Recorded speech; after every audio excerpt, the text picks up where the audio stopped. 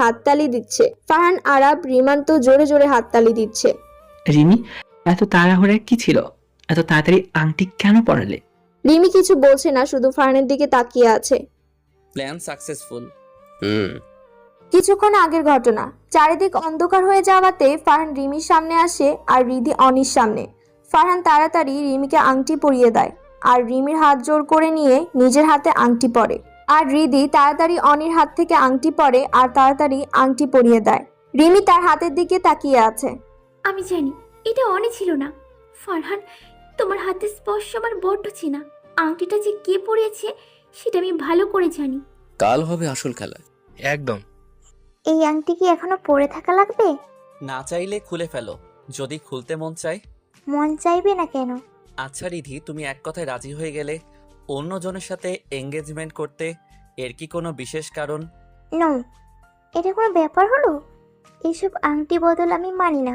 এটা আংটি বদল করে বিয়ের প্রতিশ্রুতি কিভাবে দেয় আমি এটাই বুঝি না। সে একটা আংটি পরলে মহাভারত অশুদ্ধ হয়ে যাবে? তোমাকে পেয়ে আমরা ধন্য। তুমি না থাকলে হালারা আমার হাতে জোর করে আংটি পরাতো। তারপর কি হতো, একটা ছেলের সাথে আমার এঙ্গেজমেন্ট হয়ে যেত আর আমি সবাইকে মুখ দেখাতাম কিভাবে। বেশি কথা বলে রিমির বাসর ঘরে রিমির জায়গায় তোকে বসিয়ে দেবো শাড়ি পরিয়ে। কেন আমার রাতটা নষ্ট করতে চাস? এক কাজ করিস, রিমানের বাসর ঘরে অনেকে ঢুকিয়ে দিস। তাহলে অনেকে তো পিটাবো সাথে তোদের কবর দিয়ে দিব। না, তার থেকে ভালো বুদ্ধি, 1-2 মাস এমন ব্যবস্থা করব যাতে তোরা তোদের বউয়ের সাথে দেখা করতে না পারিস। বললেই হলো। তুই বললে আমি রিমির এমন ব্যবস্থা করব যে 1-2 মাস তার দেখাই পাবি না। শুধু বল, করব নাকি? ধুর, তুই কি বলিস? আমি জানি তোর দ্বারা সব সম্ভব। আমি তোকে কত ভালোবাসি। এখানে সবাই কি কথা হচ্ছে? এই তো সেই ওই কথা হচ্ছে। অনির চোখ ফারহানের আঙ্গুলের দিকে চায়। তোমার এই হাতে আংটি কোথা থেকে এলো? আগে তো ছিল না।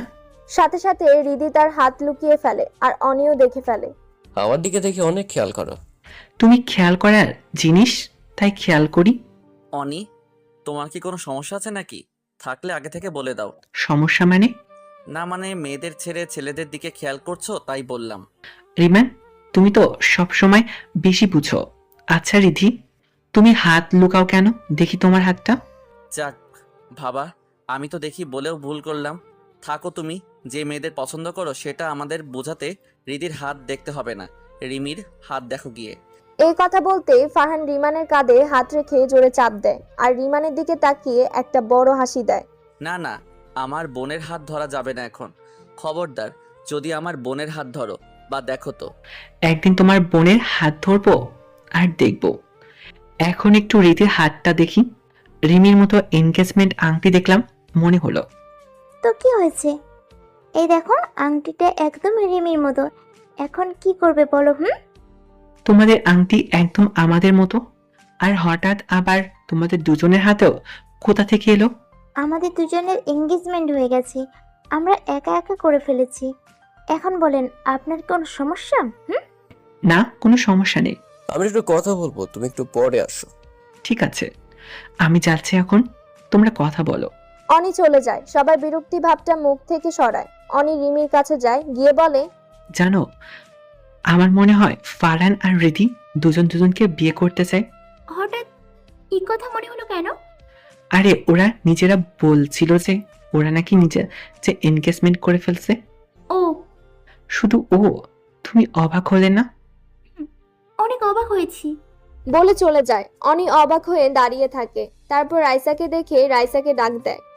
কি হয়েছে? আরে রিধি আর ফারহান দুজনকে পছন্দ করে, দুজনকে আংটি পরিয়েছে। যা মুখ দিয়ে আসে সেটাই বলিস না। ওরা নিজে আমাকে বলেছে, বিশ্বাস না হলে ওদের হাতে এনগেজমেন্ট আংটি দেখে নাও। যদি এমন হয় তাহলে সবার আগে রাইসাকে মরতে হবে। ফারহানের কাছে যে আসবে তাকে আমি ছাড়বো না। আই কিল হিম। এখন না পরে, এখন মাথা ঠান্ডা কর। রিমি দেয়ালে হেলান দিয়ে বারান্দা দিয়ে বাহিরে তাকিয়ে আছে। ফারহান সেখানে আসে। কংগ্রাচুলেশনস, এঙ্গেজমেন্ট হয়ে গেল। ধন্যবাদ। অনেক খুশি খুশি লাগছে। লাগবেই তো, আমার এঙ্গেজমেন্ট হয়ে গেছে। কিছুদিন পর অনির সাথে বিয়ে।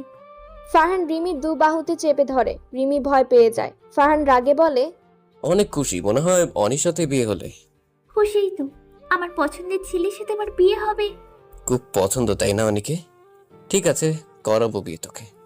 কি? তুমি আমাকে অনেক সাথে বিয়ে করাবে? বিয়ে তো তোকে আমিই করব। ভেবেছিলাম বিয়ের পর আদর করব, কিন্তু দেখা যায় বিয়ের পর আগে তোকে মেরে ঠিক করতে হবে, তারপর আদর। কি? তুমি আমাকে বিয়ের পর মারবে? মারতে পারবে আমাকে? ও, তার মানে বিয়ে করার ইচ্ছে আছে আমাকে? না, আমি তো এমনি বললাম। শুধু শুধু নিজের কপালে দুঃখ টেনে আনিস। বিয়ের পর আমার প্রত্যেকটা চোখের পানির হিসেব আমি নিব। কেন? মারবেন নাকি আমাকে? না, মারবো না। তোমার সাথে অন্যভাবে আমার হিসাব মেলাবো। কিসের হিসাব? ফারহান তাড়াতাড়ি রিমির থেকে দূরে সরে গিয়ে বলে, ওইটা তুই বুঝবি না। সব বুঝতে পারছি। যাই হোক, আরাব কোথায়? জানি না। চলো খুঁজি, আরাবকে দরকার আছে। আমি পারবো না, তুই খুঁজে বের কর। ঠিক আছে, খোঁজা লাগবে না। আমার কি, আমি তো তোর কাজের জন্যই খুঁজছিলাম। চল চল, আরবকে অনেকক্ষণ ধরে দেখি না। সোজা আঙুলে ঘি না উঠলে একটু ব্যাখ্যা করতেই হয়। রিমান আর ফারহান আরাবকে খুঁজতে বের হয়। তখনই মুনকে দেখতে পেয়ে ফারহান ডাক দেয়। মন শুনো। বলো। আরাব কোথায়? অনেকক্ষণ ধরে দেখি না। আমি জানি আরফ কোথায়। আমি কি কোলে নিয়ে বসে থাকি নাকি? দেখো রীতির সাথে আছে হয়তো, অনেকক্ষণ ধরে তাকেও দেখছি না। আস্তে আস্তে, কি হয়েছে? আরাব রিদির সাথে কথাও বলে না? না, বলে না। কিছুক্ষণ আগে রীতির সাথে কোথাও যেন যাচ্ছিল। আমি ডাক দিতেই বলে আমি একটা জরুরি কাজে যাচ্ছি। কি যে তার জরুরি কাজ আমি মনে হয় জানি না। এটা বলে মুন রাগে তাড়াতাড়ি চলে যায়। রিমান আর ফারহান শুধু হা করে তাকিয়ে থাকে। মার হাবা, এত রাগ ফারহান, বুঝতে পারছিস? আমাদের আরবের কি হবে? মাহুয়া দাঁড়িয়ে দাঁড়িয়ে তার চুল ঠিক করছে। তখনই একটা ছেলে আসে। কি ম্যাম, কোনো হেল্প লাগবে? মাহুয়া ছেলেটার দিকে তাকিয়ে বলে, নো থ্যাঙ্কস। আরে আপনার চুলের সাথে কানের দুল লেগে গেছে, একা ছোটাতে পারবে না। আমাকে দাও, আমি ছুটিয়ে দিই। বললাম তো লাগবে না, আমি একা করে নিব। আচ্ছা, আপনার নামটা যেন কি বলেছিলেন? আমি তো বলিনি। আচ্ছা, তাহলে বলে দিন নাম। ভালোই ভালোই এখান থেকে যাবেন নাকি? আরে এমন করেন কেন? আমি তো জানতে চেয়েছি। আর আপনি যেমন সুন্দর, আপনার কণ্ঠও অনেক সুন্দর। আপনার নামটাও হয়তো সুন্দর হবে। আমার জুতো আরো সুন্দর। যে একবার এর মার খেয়েছে সে আর কোনো দিন আমার কাছে আসেনি। আরে আমি তো আপনার সাহায্য করতে এসেছিলাম। আপনি তো দেখি রাগ করছেন। আপনার বয়ফ্রেন্ড আছে নাকি? আছি। আপনি যেতে পারেন। একে আপনি সামলাতে পারবেন না। আর হ্যাঁ, এর আশেপাশেও যদি দেখি তাহলে তো বুঝতেই পারছেন। ওনার চুলে কানের দুল বেঁধে গেছিল, তাই সাহায্য করতে। ওটার জন্য আমি আছি। এখন থেকে যাবেন নাকি আবার? ছেলেটা তাড়াতাড়ি ভয় পেয়ে চলে যায়। দাও দেখি কোথায় কি হয়েছে। একটু ছুটিয়ে দাও। রিমান আস্তে আস্তে চুল ছুটিয়ে দিচ্ছে। অতি যত্নে কানের দুল ছুটিয়ে দেয়। মাহুয়া একটুও ব্যথা পায় না। নাও, হয়ে গেছে। Thank you. রিমান মাহুয়ার পেছনে দৌড় দিতে নেয়। আরাব পেছন থেকে কলার টেনে ধরে। রিমান পড়তে পড়তে বাঁচে। পেছনে রাগে তাকায়। কে রে? আমি রে। কি হয়েছে ভাই? কাজ হয়ে গেছে, কাল হবে মজা। তাহলে তো হলোই। অনেক যে কাজ দিয়েছিলাম সেটা হলো। হয়ে গেছে। এবার আমি দেখবো রিদিকে কে বাঁচায়। অনেক নাচ গানের মধ্যে আজকের রাতটা শেষ হয়। সবাই অনেক ক্লান্ত, তাই তাড়াতাড়ি ঘুমিয়ে পড়ে। সকালে মুন ঘুম থেকে উঠেই মাটিতে পা রাখতেই পড়ে যায়। ঘুম ঘুম চোখে মাটিতে বসে চোখ বন্ধ করে বাচ্চাদের মতো কান্না শুরু করে দেয়।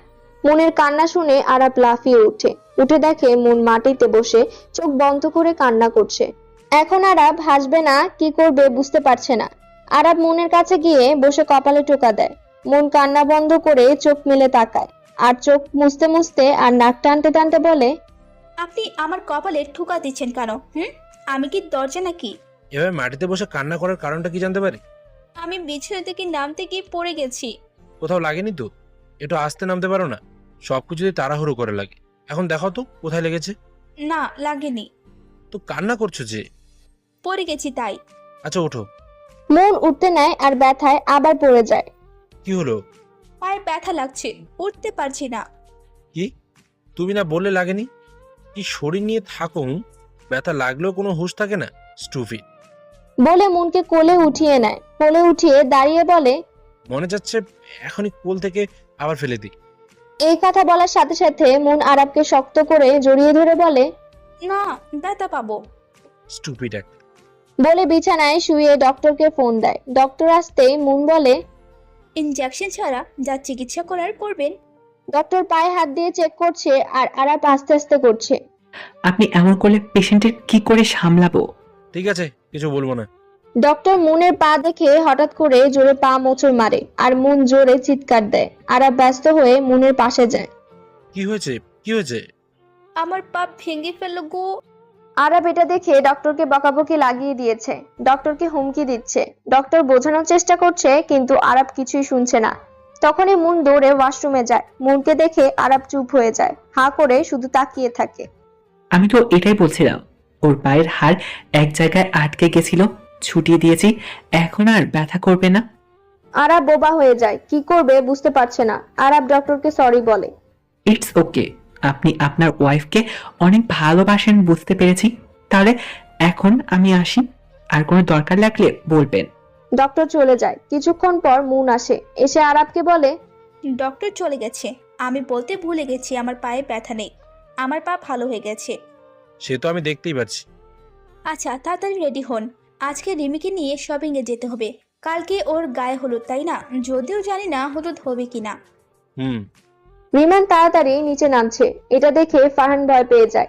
রিমান নিচে আসতেই ফারহান তাড়াতাড়ি রিমানকে জিজ্ঞেস করে, কিরে, কি হয়েছে? কোনো গন্ডগোল লাগলো নাকি?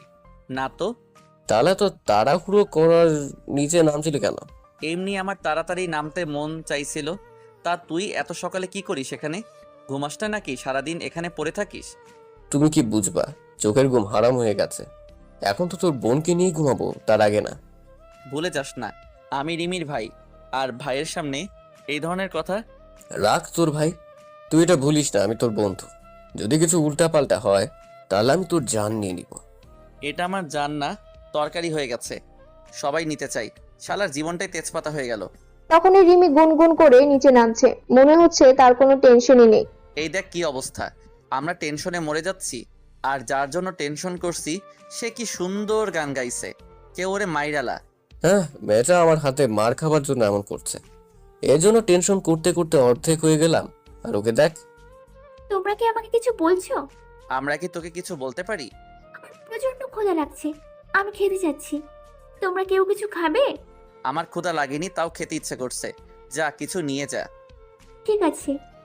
ফারহান রাগে রিমানের পিঠে একটা ঘুষি মারে। রিমান পিঠ বেঁকিয়ে দেয়। কি হয়েছে ভাই? এখন কি আমি খেতেও পারবো না নাকি? আরে আমার রাগ উঠছে, এখন তো আর রিমিকে মারতে পারবো না, তাই তোকে মারছি। আমাকে কেন?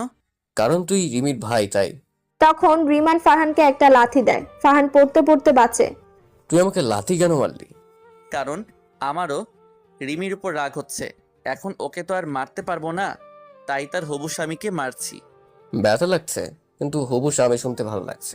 ওই সাব্বাস, তোকে দেখা যায় জুতা মেরে রিমির স্বামী বললে ছেড়ে দিবি। শুধু মেরে দেখ কি করি তোকে। মারলে তো জুতা কেন, মোজাও মারতে পারি, কিন্তু তুই বন্ধু বলে ছেড়ে দিলাম। দয়ার শরীর আমার, কি আর করব। তোর এই দয়ার শরীরে এত মারবো যে দাগ হয়ে যাবে। আর আমি তো ছেড়ে দিব। তখনই আরাব আর মুন আসে। তোরা সবাই রেডি তো? আরে সাব্বাস, তোরা এখনো কেউ রেডি হসনি? রেডি, শুধু একটু খেয়ে বেরিয়ে পড়বো। এখনো রিদি আসেনি? আরে হ্যাঁ, এখনো রিদি আসেনি। ইস, রিদি এখনো কেন আসলো না? তাকে না পেয়ে কত মানুষের মন খারাপ হয়ে যাবে। ইস, আহারে। আরে বাপরে, আমাদের আরবের রিদির জন্য আলাদা একটা টান আছে। সে তো আমি জানি। আরাব রিমানের দিকে রাগীভাবে তাকিয়ে আছে। আমিও এসে গেছি, আমরা একসাথে যাব। মার হাবা। আমিও এসে গেছি। ওই হয় মার ডালা। আরও কেউ আসার বাকি আছে? আমি আছি না, আমাকে ভুলে গেলে নাকি? তোমাকে কি ভুলে থাকা যায়? ও সখী, তোমাকে কি ভুলে থাকা যায়? তুমি কোথায় ছিলে এতক্ষণ? কত মিস করছি। ইস, মনে হচ্ছে কত বছর ধরে দেখি না। ওদের আল্লাহর দিকে বাঁচি না। কেন হিংসা হয়? আমরা সবাই যাব, তাই না ফারহান? আমার ধৈর্যের সীমানা পার হওয়ার আগে এই মেয়েকে শপিং এ নিয়ে যা কেউ। কাউকে লাগবে না, আমি তো আছি। চলো, আমিও যাব। তাড়াতাড়ি চলো তো। মনে তো চাচ্ছে এই রাইসকে ড্রেনে চুবিয়ে মারো। শালিক কুত্তে, পৃথিবীতে মনে আর কোনো মেয়ে নেই। আমি নিশ্চিত ফারহান আর ভাইয়ারা কিছু একটা আন্দাজ করতে পেরেছে, আর তারা খুব তাড়াতাড়ি আমাকে এ থেকে রক্ষা করবে। সবাই শপিং করতে যায়। ইচ্ছে মতো সবাই শপিং করছে, শুধু রিমান আরাব দেখছে। ফারহান রিমির পাশে বসে। যেটা অনেক পছন্দ হয় সেটা ফারহান ইশারায় কিনতে না করে দেয়। সবাই কসমেটিক কিনতে যেতে নিলে মাহুয়ার এক বন্ধুর সাথে দেখা হয়ে যায়। ওই মহুয়া, তুই এখানে? আরে আসাদ, তুই? কতদিন পর দেখা। দুজন দুজনকে জড়িয়ে ধরে রিমান সেখানে হাত মুঠ করে দাঁড়িয়ে থাকে। ফারহান আর আরাব সেখানে রিমানের পিঠে থাপড়িয়ে সান্ত্বনা দিচ্ছে। তোর এত পরিবর্তন, আমি তো ভাবতেই পারিনি যে তুই 3 পিস পরবি। কেমন আছিস সেটা বল। অসম্ভব সুন্দর, ইচ্ছে করছে এখনই প্রপোজ করে ফেলি। সেটা করে কোনো লাভ নেই। আমি মাহুয়ার বয়ফ্রেন্ড আছি, কিছুদিন পর বিয়ে করব। রিমান খান, রাইট? মহুয়া তোর বয়ফ্রেন্ড রিমান খান? আমি তো ভেবেছিলাম তোর কপালে কোনো ছেলে জুটবে না, শেষমেশ আমাকেই তোকে বিয়ে করতে হবে। কিন্তু জুটে তো গেছে, আর কেমন জুটেছে সেটা তো দেখা। একদম একের, তবে আমার থেকে কম। ওদের কথা শুনে আমার কলিজা বেরিয়ে গেল। আমার এখন একটু তাড়া আছে, তুই তোর ফোন নাম্বারটা দে, আগেরটাতে তো খুঁজে পাচ্ছি না। বলছি, তুই সেভ কর। আসাদ নাম্বার সেভ করে বিদায় নেয়। রিমান তার দিকে রাগে চোখে তাকিয়েছিল। কে এটা? আরে ও আমার খুব ভালো বন্ধু ছিল, আমার বন্ধু, আমার স্কুল ফ্রেন্ড ছিল। আর কেউ না বুঝলেও ও আমাকে বুঝতো। ওর মতো মানুষ হয়ই না। বুঝছি। এই সবাই কি কিনবা, তাড়াতাড়ি কিনো, ভালো লাগে না। তোর জন্য 1 বালতি দুধ লাগলো। তোর প্রচুর দুঃখ তোর কাছে রাখ। সবাই শপিং শেষ করে, এখন বিল দেওয়ার পালা। অনি তার কার্ড বের করে দেয়। দোকানদার ছেলেটা বলে, সরি স্যার, আপনার ব্যাংকে কোনো টাকা নেই। হোয়াট? টাকা নেই মানে? ভালো করে চেক করুন। সরি স্যার, নেই। এ তো মাত্র শুরু। আগে আগে দেখো হোতা হ্যাঁ ক্যা। অনি অনেক জায়গায় কথা বলে কিন্তু কোনো লাভ হয় না, তার ব্যাংকে কোনো টাকা নেই। কোনো ব্যাপার না, আমার বোনের বিয়ের খরচ আমি দিচ্ছি, পরে না হয় তুমি দিয়ে দিও। রিমান টাকা পরিশোধ করে, জিনিস সব গাড়িতে ঢুকায়। তখনই অনির ফোন আসে। হ্যালো স্যার, আমাদের কোম্পানির অনেক বড় ক্ষতি হয়ে গেছে। কিভাবে যেন আমাদের কোম্পানির সব সিক্রেট ডকুমেন্টস ফাঁস হয়ে গেছে। আপনাকে একবার আসতে হবে। হোয়াট? আমি এক্ষুনি আসছি। একটা বড় প্রবলেম হয়ে গেছে, আমি এক্ষুনি আসছি, পরে কথা হবে। দাঁড়াও, আমিও আসছি। দুজনে চলে যায়। এখন বুঝবে মজা। সবাই গাড়িতে ওঠো। 1 মিনিট, রিদি কোথায়? ঠিকই তো, অনেকক্ষণ তো হয়ে যাচ্ছে, ওকে দেখছি না। দাঁড়া, ফোন করি। আরাব কয়েকবার ফোন করে কিন্তু ফোনে পাচ্ছে না। সবাই রিদিকে অনেক খোঁজাখুঁজি করে কিন্তু কোথাও পায় না। রিদি আবার কোথায় গেল? কেউ কে কিডন্যাপ করলো না তো? কিন্তু রিদিকেও কেন কিডন্যাপ করবে? ও তো দেশে আসলোই কিছুদিন আগে। হতে পারে, কারণ কালকে রিদি বলেছিল ফারহানের সাথে তার এঙ্গেজমেন্ট হয়েছে, আর হয়তো এটা রাইসার ভালো লাগেনি। রিদির সাথে ফারহানের এঙ্গেজমেন্ট? আরে না, ফারহানের সাথে তো আমার। এটুকু বলেই থেমে যায়। সবাই তার দিকে তাকিয়ে আছে। রিমি কথা ঘুরিয়ে ফেলে, মানে রিদি এমনি মজা করে বলেছে। আরে ফারহান রিদিকে ভালোবাসে না। জানি তো, অন্য কেউ রিদিকে ভালোবাসে। আরে কথা না বলে পুলিশকে খবর দাও। মলের সিসি ক্যামেরাতে দেখলেই তো হয়। চল। সবাই সিসি ক্যামেরাতে চেক করছে। ক্যামেরাতে মাহুয়া তার বন্ধুকে জড়িয়ে ধরে আছে সেটা দেখাচ্ছে। রিমান তার ধৈর্যের সীমানা হারিয়ে সিসি ক্যামেরার যে কন্ট্রোল করে তাকে বকাবকি লাগিয়ে দিয়েছে। ধুর মিয়া, কি দেখাতে বলছি আর কি দেখাচ্ছেন? এই চাকরি কে দিচ্ছে আপনাকে? কন্ট্রোল রিমান। আমরা বুঝতে পারছি, তোর কেন হতে চলছে? আহারে, হইছে, তোদের কাটা গায়ে লবণের ছিটা দেওয়া লাগবে না। আমরা তো লবণ দেই, তুই তো কাটা গায়ে মরিচ জ্বালে দিস। আরে ধুর, অপ্রয়োজনীয় কথা না বলে ওই দেখো রিদিকে কারা উঠিয়ে নিয়ে যাচ্ছে। সবাই ভালো করে তাকিয়ে দেখে কিছু লোক রিদিকে ওয়াশরুমের সামনে থেকে উঠিয়ে নিয়ে যাচ্ছে। কে ওগুলো? এদের হাত পা ভেঙে রেখে দিব, সাহস কত বড়। ও বডি বিল্ডার আগে খুঁজে পেয়ে তো নেই। চল আমরা গাড়ি নিয়ে বের হই। ওরা সিসি ক্যামেরায় ওই কিডন্যাপারদের গাড়ির নাম্বার পেলে জানিয়ে দেবে আমাদের। চলে যাই। কি চলো যাই। তোকে নিয়ে আরো বিপদে পড়ি, তাই না? তেলাপোকার শরীর নিয়ে লড়াই করতে যাচ্ছে। ওই, তুই কি কইলি? ঠিকই তো বলেছে। আমার শরীর তেলাপোকার? না না, মানে তুমি সেখানে গেলে তোমার বিপদ হবে, তোমার যাওয়ার কোনো দরকার নেই। রিমান, তুই এক কাজ কর, রিমি আর মহুয়াকে আর মুনকে নিয়ে বাসার দিকে আয়। আমরা কিডন্যাপারদের পিছা করতে থাকি। না, আমিও যাব। আমার ছোট থেকে ইচ্ছে ছিল ভিলেনদের সাথে লড়াই করব। এখন সুযোগ পাচ্ছি, হাতছাড়া কেন করব বলো? আমি যাব তো যাবই। আচ্ছা ঠিক আছে, ফারহান তুই রিমিকার মনকে নিয়ে যা, আমি ওদের সাথে যাচ্ছি। আমিও চাই তোমাদের সাথে। কোনো প্রশ্নই ওঠে না। পরে তোমার যদি কিছু হয়ে যায় তখন সোজা বাসায় যাবে, কোনো কথা না। নিচে পড়ে গিয়ে যেভাবে কান্না করছিলে, গুন্ডারা মাথায় বন্দুক ধরলে তো অজ্ঞানী হয়ে যাবে। এই কথা এখানে বলার কি দরকার ছিল? ভাই, তোরা পরে বাসায় গিয়ে ঝগড়া করতে পারবি, এখানে না করলেও হবে। বেচারা রিদির কথাটা একটু ভাব। ফারহান, নিয়ে যা ওদের। চলো মুন, আয় রিমি। ফারহান রিমি আর মুনকে গাড়িতে বসিয়ে বাসায় নিয়ে যেতে লাগে, আর আরাফ, রিমান, মাহুয়া যায় হৃদিকে খুঁজতে। ফারহান মুন আর রিমিকে বাসার সামনে এসে থামায়। গাড়ি থামতেই মুন ওদের কিছু না বলে চলে যেতে থাকে। কিছু একটা গভীর চিন্তা করে করে তাদের বাড়িতে চলে যায়। ভাবির আবার কি হলো? সেটা তোর না জানলেও চলবে। আগে এটা বল, তুই বুঝতে পেরেছিলি যে আমি তোকে অন্ধকারে আংটি পরিয়েছি, তাই না? কি? আপনি আমাকে আংটি পরিয়েছেন? রিমি গাড়ির সাথে ঠেক খেয়ে আছে, আর ফারহান তার সামনে দাঁড়িয়ে বলে, আমার সামনে অ্যাক্টিং করে লাভ নেই। আমাকে এখনো ভালোবাসিস, তাই না রে? কতবার বলবো না? না, বাসি না। দেখ, আমি জানি অনি আর রাইসা তোকে ব্ল্যাকমেইল করেছে, আমাদের সবাইকে মেরে দেওয়ার হুমকি দিয়েছে, সবার পিছনে লোক লাগিয়েছে। এইসব আমরা সামলে দিব, তুই ভয় পাস না। তুই শুধু এটা বল, তুই আমাকে ভালোবাসিস। না, বাসি না। তুই ভালো কথার মানুষ না। বল আমাকে ভালোবাসি, বল, না হলে তোর খবর আছে। বল বলছি। রিমি শুধু করছে আর হাত ছাড়ানোর জন্য ইশারা করছে। হাত চালে বলবি তো ভালোবাসি। রিমি মাথা নাড়িয়ে হ্যাঁ সূচক ইশারা দেয়। তখন ফারহান রিমিকে ছেড়ে দিয়ে বলে, এখন বল ভালোবাসি, বল। আমি তোমাকে বলবো না। বলে ফারহানকে ধাক্কা দিয়ে দৌড়ে বাড়ির ভিতরে চলে যায়। ফারহান দৌড় দিতে নেয়, আর তখনই ফোন আসে। ফারহান দাঁড়িয়ে যায়, বিরক্তি ভাব নিয়ে ফোন উঠায়। কি হয়েছে? ওই এমন করে কথা কস কেন?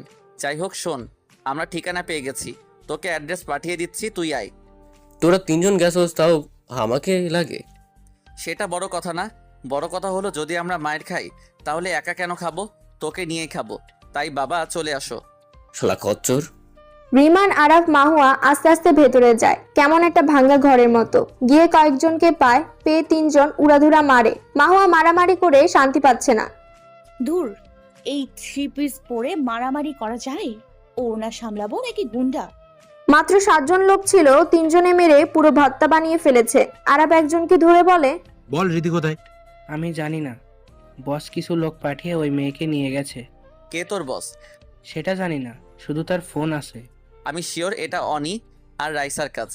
তখনই ফারহান লাঠি নিয়ে ঢুকে। লাঠিটা উপরে উঠিয়ে এমন ভাবে ভেতরে ঢুকে যেন সামনে যাকে পাবে তাকে মেরে ফাটিয়ে দিবে। ভেতরে ঢুকে ফারহান দাঁড়িয়ে পড়ে। ও হিরো, এখানে সব কাজ শেষ, এভাবে এসে কোনো লাভ নেই। ও, সবাইকে সাইজ করে ফেলছস? না, তোর জন্য রেখে দেব। ধুর, মাত্র এই কজন, মজা লাগলো না। তোমার জন্য কিছু লোক ভাড়া করে আনছি। রেডি কোথায়? ওকে, আবার এখান থেকে নিয়ে গেছে। এটা অনি আর রাইসার কাজ। চল বাসে গিয়ে পুলিশকে সব বলে খোঁজ করতে থাকি। এদের কি করবে? পুলিশে দিব আর কি করব? পুলিশকে খবর দিয়েছি, এখনই আসলে বলে। ওরা সবাই পুলিশকে ফোন দিয়ে গুন্ডাদের ধরিয়ে দিয়ে বাসায় চলে আসে। বাসায় এসে সবাই আরেক খবর পায়, মুন আর রিমিকে খুঁজে পাওয়া যাচ্ছে না। কখন ধরে খুঁজছে কিন্তু পাচ্ছে না। সিসি ক্যামেরায় দেখে মুন আর রিমিকে ধরে নিয়ে গেছে কিছু লোক, তাও আবার অজ্ঞান করে। আরাফ টেবিলে একটা লাথি মেরে বলে, ওই অনিকে আমি ছাড়বো না, ওকে খুঁজে বের করা আমার 1 মিনিটের কাজ। আমার বোনের কিছু হলে ওর লাশও কেউ খুঁজে পাবে না। আমি ফোন করে লোক লাগাচ্ছি, কিছুক্ষণের মধ্যে ওকে বের করব। বলে ফারহান ঘুরে ইমানকে একটা লাথি দেয়। ওই কি হয়েছে? আমাকে মারিস কেন? তুই আমাকে ফোন দিলি কেন? ফোন না দিলে আমিও যেতাম না, আর এমন কিছু হতো না। এটা শুনে আরাব আর রিমানকে একটা লাথি দেয়। ওই আমি কি ফুটবল নাকি? এখন যত দোষ নন্দঘোষ সব আমার। মুন রিধি রিমিকেও কিডন্যাপ করে নিল, শুধু আমাকে ছাড়া। আমাকে বাদ দিল কেন? ওই দেখ, আরেকজনের কিডন্যাপ হওয়ার খুব শখ। আরে ধুর, আমার কথাটা বোঝো। ওরা নিশ্চয়ই আমাকে কিডন্যাপ করতে আসবে। আমার গায়ে ট্রাক করা যন্ত্রটা লাগিয়ে দিলেই হবে। আমাকে কিডন্যাপ করে ওই একই জায়গায় নিয়ে যাবে, তখন ধরে ফেলবো। ভালো বুদ্ধি। কিন্তু ধুর, কোনো কিন্তু নেই, চিন্তা করো না, আমার কিচ্ছু হবে না। আরাফ মাহুয়াকে ট্র্যাক করার মেশিন এনে দেয়। মাহুয়া লাগিয়ে ফেলে। ঠিক আছে, আমি এখন যাই। আমাকে একা দেখে ওরা অবশ্যই আসবে। যা করবে সাবধানে করবে, আর আমি তোমার আর আমার 3 বোনের কিছু হতে দিব না। আমি জানি। মাহুয়া চলে যায়। মুন আস্তে আস্তে চোখ খুলে দেখে একটা ঘরে সে বন্দী। তার পাশে রিমি বাঁধা অবস্থায় বসা। আরে রিদি, তোমাকে পাওয়া গেছে, যাক ভালো হয়েছে। তুমিও কিডন্যাপ হয়েছো? কি ভালো হয়েছে। আরে হ্যাঁ, তাই তো। রিমি কোথায়? রিমি চোখ খুলে দেখে অনিতার সামনে বসা। রিমি লাফ দিয়ে উঠে বসে। সে একটা বিছানায় শোয়া ছিল। রিমি নিজেকে চেক করতে থাকে। চিন্তা করো না, আমি এখনো কিছু করিনি, তবে করব। আমাকে এখানে আটকে রাখার মানে কি? কেন এনেছেন? কি করব বলো? ভালোভাবে তোমাকে আমার করতে চাইলাম, কিন্তু হলো না। তোমার ভাইরা সবকিছু জেনে গেছে, আমার অনেক ক্ষতি করছে। আর কিছু করার আগে ভাবলাম একটু ক্ষতি করি, আমি করি। আমার ভাইয়াতে ছিল না, ওরা তোমাকে খুঁজে বের করে নিবে। জানি তো, কিন্তু এর আগে আমি আমার কাজ করে ফেলবো। মানে কি কাজ? এই যে আজ আমাদের বিয়ে ছাড়া বাসর রাত, সরি দিন। খবরদার, আমার কাছে এসেছেন তো। সামনে মধু রেখে মৌমাছি খালি মুখে চলে যাবে, এটা কোনোদিন সম্ভব হলো? খবরদার, আমার কাছে আসলে ভালো হবে না। কিন্তু আমার জন্য অনেক ভালো হবে। আজকে তুমি আমার বিছানার রানী। আমার কোনো ক্ষতি করলে না, আমার ভাই আর ফারহান তোকে ছাড়বে না। এমন মার মারবে না যে উঠে বসতে পারবি না। হুম হুম। আমাকে পেলে তো তোমার ভাইরা আমাকে খুঁজে বের করতে করতে আমার আমার কাজ করবে। রিধি, মোর, মাহুয়াকে মেরে এখান থেকে অনেক দূরে চলে যাব। পৃথিবীর বাইরে তো যেতে পারবে না, যেখানেই থাকো খুঁজে বের করে মেরে ফেলবে। সে দেখা যাবে, এখন এত কথা ভালো লাগছে না। Come baby. অনি রিমির দিকে এগোতে থাকে, রিমি পেছনে যেতে থাকে। খবরদার, আমার দিকে এগুলো ভালো হবে না বলে দিলাম। বাঁচাও, বাঁচাও। কোনো লাভ নেই বেবি, কেউ বাঁচাতে আসবে না। রিমি পেছাতে পেছাতে বিছানায় পড়ে যায়। অনি রিমির উপরে উঠে বসে, রিমির সাথে জোরাজুরি করার চেষ্টা করে। রিমি তার হাত দিয়ে অনিকে আটকানোর চেষ্টা করছে, তখনই একজন জোরে জোরে দরজা ধাক্কাচ্ছে। অনি অতিষ্ঠ হয়ে দরজা খুলে তার লোককে একটা ঘুষি দেয়। রিমি বিছানায় এক কোণে কাচুমাচু হয়ে বসে কান্না করতে থাকে। দেখছিস, একটা জরুরি কাজ করছি, তাও এত বিরক্ত কেন করছিস? বস, আপনি যে মেয়েটাকে উঠিয়ে আনতে বলেছিলেন, তাকে উঠিয়ে তো এনেছি, কিন্তু কিন্তু কি? বস, সে উঠে সবাইকে মারা শুরু করে দিয়েছে। লজ্জা করে না? একটা মেয়েকে সামলাতে পারবে না? বেবি, আমি এক্ষুনি আসছি।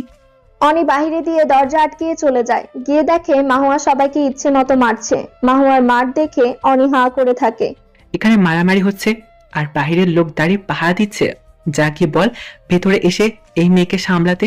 2 মিনিট পরে আরো 8-9 জন লোক আসে। মাহুয়া মারামারি করছে, পেছন থেকে দুটো লোক এসে মাহুয়ার হাত ধরে। তারপর সবাই মিলে মাহুয়াকে চেপে ধরে। মাহুয়া ছটফট করছে কিন্তু ছুটতে পারছে না। তখন অনি আসে। ইস, মেয়ে তো নয়, যেন আগুনের গোলা। তোমার ফাইট দেখে আমি শিহরিত। আমি এটা বুঝলাম না রিমান, আরব আর ফারান এত সুন্দর মেয়ে পেল কোথায়? হাতটা ছোটাতে পারলে সবার আগে তোকে মারবো। আমি সামনে দাঁড়িয়ে আছি, মারো, আমাকে মারো। মাহুয়া রাগে পা দিয়ে অনিকে লাথি দেয়। অনি অনেকটা পিছিয়ে যায়। তারপর অনি রাগে এসে মাহুয়ার মুখে ঘুষি মারে। ভীতু কোথাকার, একটা মেয়ের সাথে পারে না, একটা মেয়েকে আটকাতে এতগুলো লোক লাগে। তোর মধ্যে দেখি পুরুষত্ব নেই। অনি এগুলো শুনে রাতে মাহুয়াকে আরো কয়েকটা জোরে ঘুষি মারে। মাহুয়ার নাক দিয়ে রক্ত পড়ছে। মেয়েদের এত কথা বলা ভালো লাগে না? আরেকটা কথা বললে না এখানে মেরে দিব। মেরে তো দিব, সবাইকে মেরে পড়ে যাব এখান থেকে। রিদি কোথায়? ওই রুমে। রাইসার নজর মাহুয়ার হাতের ঘড়ির দিকে। রাইসা তাড়াতাড়ি মাহুয়ার হাত থেকে ঘড়িটা খুলে নেয়। এ তো ট্র্যাকার লাগানো আছে, তাড়াতাড়ি এখান থেকে যেতে হবে। কোনো লাভ নেই, আমরা এসে গেছি। 3 জনকে দেখে সবাই তাদের উপর হামলা করা শুরু করে। 3 জন মারামারি করা শুরু করে। রিমান দেখে মাহুয়াকে আটকে রেখেছে। রিমান গিয়ে 2 জনকে মেরে মাহুয়াকে ছুটায়। মাহুয়ার নাক দিয়ে রক্ত পড়তে দেখে রিমান মাহুয়াকে ধরে তার নাকের রক্ত মুছে দিয়ে রাগে সবাইকে পেটাতে থাকে। অনেকে হাতে পেয়ে ইচ্ছে মতো পেটাতে থাকে। মাহুয়া রিমানকে গিয়ে থামায়। তুমি রিমিকে খুঁজো, উপরের সামনের রুমে আছে হয়তো। যাও দেখো, আমি একে দেখে নিব, ইটের জবাব পাথর দিয়ে দিব। ঠিক আছে, আমি যাচ্ছি। রিমান উপরে যায়। মাহুয়া মারামারি করতে থাকে। মন কোথায়? পেছনের রুমে। ঠিক আছে, আমি যাচ্ছি, তুমি আর ফারহান সামলাও। আমরা আছি তো এই জন্য। আমার জায়গায় রিবান গেছে শয়তান। তাহলে আমার জায়গায় তুই যা যা যা। টাক লাগবো না। হিংসামি করার টাইম পায় না আর। আরাফ মনকে খুঁজতে যায়। রিমান উপরে গিয়ে সবগুলো দরজা খুলে খুলে চেক করে। আরেকটা রুম খুলে মাথাটা ঢোকাতেই রিমি ফুলের টপ দিয়ে দেয় একটা বাড়ি মাথায়। আম্মা, এখানে ফারহানকে পাঠালে ভালো হতো। রিমি রিমানকে দেখে জড়িয়ে ধরে কান্না করতে থাকে। রিমান রিমির কান্না দেখে পাগল হয়ে যায়। রিমি, কি হয়েছে? অনেকে তোর সাথে কিছু করেছে? বল আমাকে। না, তুমি করতে চেয়েছিল। আমি অনেক ভয় পেয়ে গেছি। ওই অনি আমার উপর জানোয়ারের মতো ঝাঁপিয়ে পড়েছিল। পরে কে যেন এসে ডাক দিয়েছে, পরে চলে যায়। কান্না থামা, এখনই আমি হার্ট অ্যাটাক করলাম হলে। চল নিচে, ওই অনিকে আমি আর রাখবো না।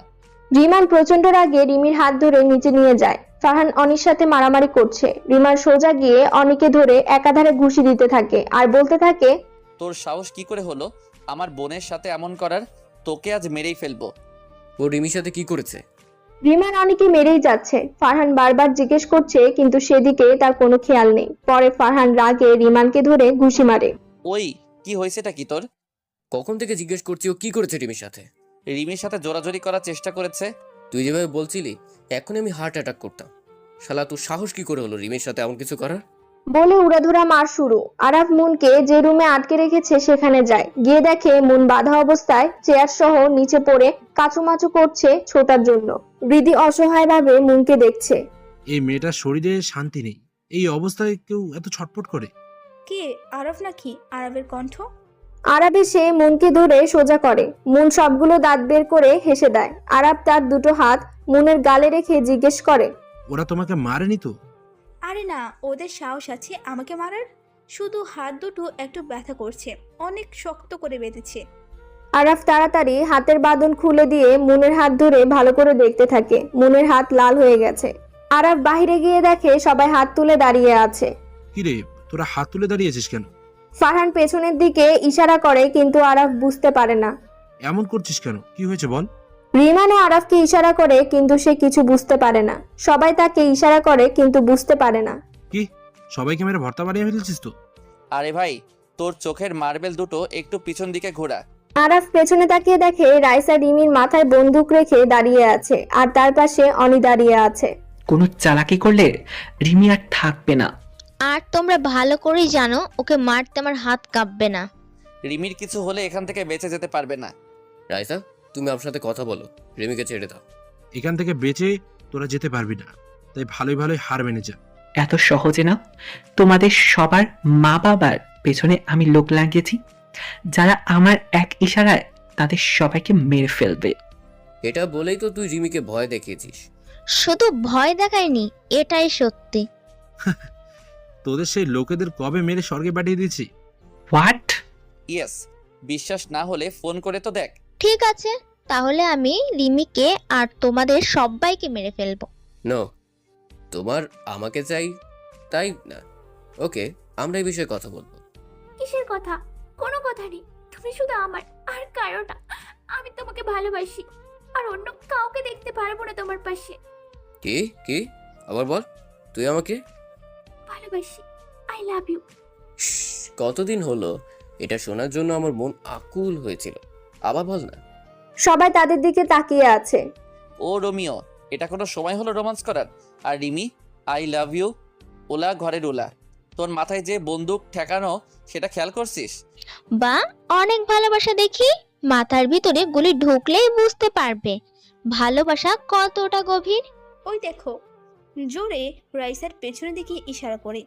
রাইসা পেছনে তাকায় আর মাহুয়া লাথি দিয়ে বন্দুক ফেলে দেয়। আরাফ গিয়ে বন্দুক ধরে ফেলে। সাব্বাস বাপের বেটি। মাহুয়া গিয়ে রাইসাকে কয়েকটা থাপ্পড় মারে, এতেই রাইসা মাটিতে পড়ে যায়। অনি তো এমনিতেই আধমরা। কিছুক্ষণ পর পুলিশ আসে, সবাইকে অ্যারেস্ট করে। মানুষ ঠিকই বলে, পুলিশ কোনোদিন টাইম মতো আসে না। সবাইকে ধরে নিয়ে যেতে থাকে। আরাফ রাইসা আর অনিকে উদ্দেশ্য করে বলে, চিন্তা করো না, এবার এমন ব্যবস্থা করব যে জেল থেকে আর জেলের বাইরে থেকে কাউকে দিয়ে কোনো ক্ষতি করতে পারবে না। ওদের ধরে নিয়ে যাওয়ার পরে সবাই দুম মেরে দাঁড়িয়ে আছে, একটু শান্তির নিঃশ্বাস নিচ্ছে। হয়েছে সবাই, এবার চলো। এখানে কেউ বিরিয়ানি দিবে না যেভাবে দাঁড়িয়ে আছো। এখন আমার বিরিয়ানি খেতে ইচ্ছে করছে। দেখ কি সুসা, শুধু নাম নিলাম তাতেই সুসির মতো মুখে পানি পড়ছে। চুপ থাক। চলো সবাই আগে। সবাই বাড়িতে পৌঁছায়, সবাই একটু শান্তিতে বসে। তোরা সবাই বস, আমি যাই, আমার অনেক ঘুম পাচ্ছে। চলো মন। মুন আর আরাফ চলে যায়। আমি আর রিমি যাই, তুই আর মহুয়া আলাদা কথা বলবি। আমরা থাকলে ডিস্টার্ব হবে। কার ডিস্টার্ব হবে বোঝা যাচ্ছে, এটা বল তোরা আলাদা কথা বলবি। যা এখান থেকে। এই জন্য কারো ভালো করতে নেই। চলো রিমি। ফারহান আর রিমি চলে যায়। রিমান উঠে গিয়ে ওষুধের বক্স নিয়ে আসে, মাহুয়ার সামনে বসে। একটা কটন বারে ওষুধ লাগিয়ে মাহুয়া থুতনিতে ধরে, নাকের ভেতরে রক্ত মুছতে থাকে। মাহুয়া ব্যথায় এক চোখ বন্ধ করে দেয়। বেশি ব্যথা লাগছে? না, হালকা হালকা। সরি, আমার আসতে একটু দেরি হয়ে গেছে। আরে আমার এত ব্যথা লাগেনি, আর ভালো হয়েছে তুমি লেট করে এসছো। এজন্যই তো আমার এত দিনের শখ পূরণ হয়েছে। কি শখ? এই যে আমার কিডন্যাপ হবে, তারপর আমি তাদের সাথে ফাইট করব। তোমাকে সামলানোর শক্তি যাতে দেয় আমাকে আল্লাহ, যেমন তুমি তেমন তোমার শখ। এটা তো ভালো শখ। সত্যি মারামারি করে এখন শান্তি লাগছে। একটা কথা শুনো, কালকে ফারহান আর রিমির বিয়ের কথা বলে আমরা যাব তোমার বাবাইয়ের কাছে, তোমাকে নিজের করে নিতে। সত্যি? সত্যি। মাহুয়া খুশিতে রিমানকে জড়িয়ে ধরে, সোফায় শুয়ে পড়ে। রিমানও মাহুয়াকে জড়িয়ে ধরে। খুব তাড়াতাড়ি তোমাকে আমি নিজের করে নিব। আমি তো তোমারই। রিমান মাহুয়ার দিকে তাকিয়ে মুচকি হাসে, তারপর মাহুয়ার কোমর ধরে নিজের দিকে টেনে ঠোঁটে কিস করতে থাকে। মন গোসল করে বের হয়, মাথায় চুল দিয়ে টপ টপ করে পানি পড়ছে। চুল মুছতে মুছতে আসে, আরাফ মুনকে ধরে বিছানায় বসিয়ে দেয়। কি হলো? আরাফ একটা মলম এনে মুনের হাতে লাগিয়ে দিতে থাকে। মুন আরাফকে দেখছে আর অজান্তে তার ঠোঁটে হাসি চলে আসে। আমার এতটাও লাগেনি। হাত দুটো লাল হয়ে গেছে। লাগেনি মানে? শুধু আমার হাত না, হৃদের হাতও লাল হয়ে গেছে। সেও তো বাধা অবস্থায় ছিল, তাকে লাগাবেন না? তুমি ঠিক বলেছো, আমি এখনই লাগিয়ে দিয়ে এসছি। এটা বলে আরাফ উঠে মুন বসে থেকে আরাফের টি শার্টের এক কোণা ধরে। আরাফ মুনের দিকে তাকায়। কি হলো, যেতে দিবে না আমাকে? না, আপনি কোথাও যাবেন না। অন্য কাউকে মলম লাগাবেন না। কেন? কারণ আমি দেখতে পারবো না। আচ্ছা, আপনি কি হৃদিকে ভালোবাসেন? যদি বসে থাকি তখন কি তোমার খারাপ লাগবে? হ্যাঁ, অনেক লাগবে। কেন, ভালোবাসো আমায়? সেটা আমি জানি না, তবে এইটা জানি আপনি আমাকে ভালোবাসেন না। আচ্ছা, আমি তো বলিনি, তুমি কিভাবে বুঝলে? অনেক আগেই বুঝেছি। আমাদের যখন কে কি খাইয়ে দিয়েছিল তখন আমাদের নিজেদের উপর কন্ট্রোল ছিল না, কিন্তু আপনি অনেক কষ্ট করে হলেও আমার থেকে দূরে ছিলেন। তার মানে কি দাঁড়ায়? কি? এইটাই যে আপনি আমাকে এতটা ঘৃণা করেন যে আমার কাছে আসতে চান না ভুল করেও। সব তো দেখি নিজের মতোই করে বানিয়ে ফেলেছো। তাহলে শোনো, আমি তোমার কাছে এই জন্য আসিনি, কারণ আমি চাই না তুমি সকালে উঠে আফসোস করো। আমি তোমার ইচ্ছে ছাড়া কিচ্ছু করতে চাই না, তাই কষ্ট হলেও কন্ট্রোল করেছি। আর একটা কথা, আমি তোমাকে ভালোবেসে ফেলেছি। মুন আরাফের দিকে চোখ বড় বড় করে তাকিয়ে আছে। তোমার কাছে থেকেও তোমার থেকে দূরে থাকা সত্যি খুব কষ্টকর হয়ে গেছে। আমি নিজেকে আর কন্ট্রোল করতে চাই না, বিশেষ করে এটা জেনে যে তুমিও আমাকে ভালোবাসো। এটা আমি কখন বললাম? তোমার চোখ বলে দিচ্ছে। এটা বলে আরাফ মুনের পাশে বসে, মুনের গালে তার দুটো হাত রেখে ঠোঁটে ঠোঁট লাগিয়ে দেয়। আরাফ মুনকে কিস করতে থাকে। মুন বিছানায় শুয়ে পড়ে, আরাফ মুনকে কিস করতে থাকে। তারপর আরাফ তার মুখ মুনের গলায় ডুবিয়ে দেয়। মুন আরাফকে খামচে ধরে। আরব, আমি এখন রেডি নয় এটার জন্য। Sorry, but I can't control. Farhan রিমির রুমে গিয়ে বসে, রিমিকে টান দিয়ে নিজের কোলে বসিয়ে দেয়। কি হচ্ছে? কেউ দেখে ফেললে? I don't care. তুই জানিস কতদিন পরে মনে একটু শান্তি লাগছে? আস্তে, আমার ব্যথা লাগছে। লাগুক তোর ব্যথা। এতদিন যখন আমাকে কষ্ট দিয়েছিস তার সময়। সরি। আর কোনো চান্স না। কালকেই বাবা মা দিয়ে তোমার বাসায় তোর হাত চাইতে আসবো। সত্যি? ইস, কত ভালো হবে। আমি তোমার সাথে থাকবো। আমার সাথে থাকার দেখে অনেক ইচ্ছে তোর। আবার জিজ্ঞায়? একটু লজ্জাও করছে না এটা বলতে? সত্যি বলতে একটুও না।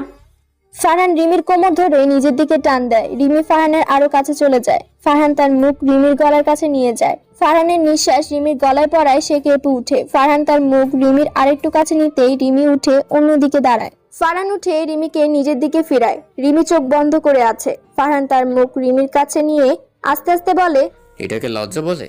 যেটা দেখতে আমার খুব ভালো লাগে। ফারহান রিমির চোখ দুটোতে কিস করে চলে যায়। ফারহান নিচে গিয়ে দেখে রিমান আর মাহুয়া রোবটের মতো সোফায় বসে আছে। এটা দেখে ফারহানের অনেক সন্দেহ হয়। এখানে কি কিছু হয়েছে? তোরা এভাবে বসে আছিস কেন? কি হবে? কিছু হয়নি। মাহু, যাও গিয়ে রিমির সাথে ঘুমিয়ে পড়ো। ঠিক আছে। মাহুয়া তাড়াতাড়ি উপরে চলে যায়। কিছু তো একটা হয়েছে। ও এসিপির ছোট ভাই, হয়তো আমার সাথে এসে শুয়ে পড়ো, না হলে তোর বাসায় যা। সকালে আরাফ, রিমান, ফারহান বাগানে দাঁড়িয়ে আছে। তিনজন একদম চুপচাপ। নীরবতা ভেঙে আরাফ বলে, তোরা দুজন বিয়ে করবি ভালো কথা, তো তোদের বাবা মাকে বল, আমাকে বলে কি লাভ? আমার বিয়ের কথা রিমান বলবে। কেন, তোর মুখ নাই? একটা লজ্জার ব্যাপার আছে না?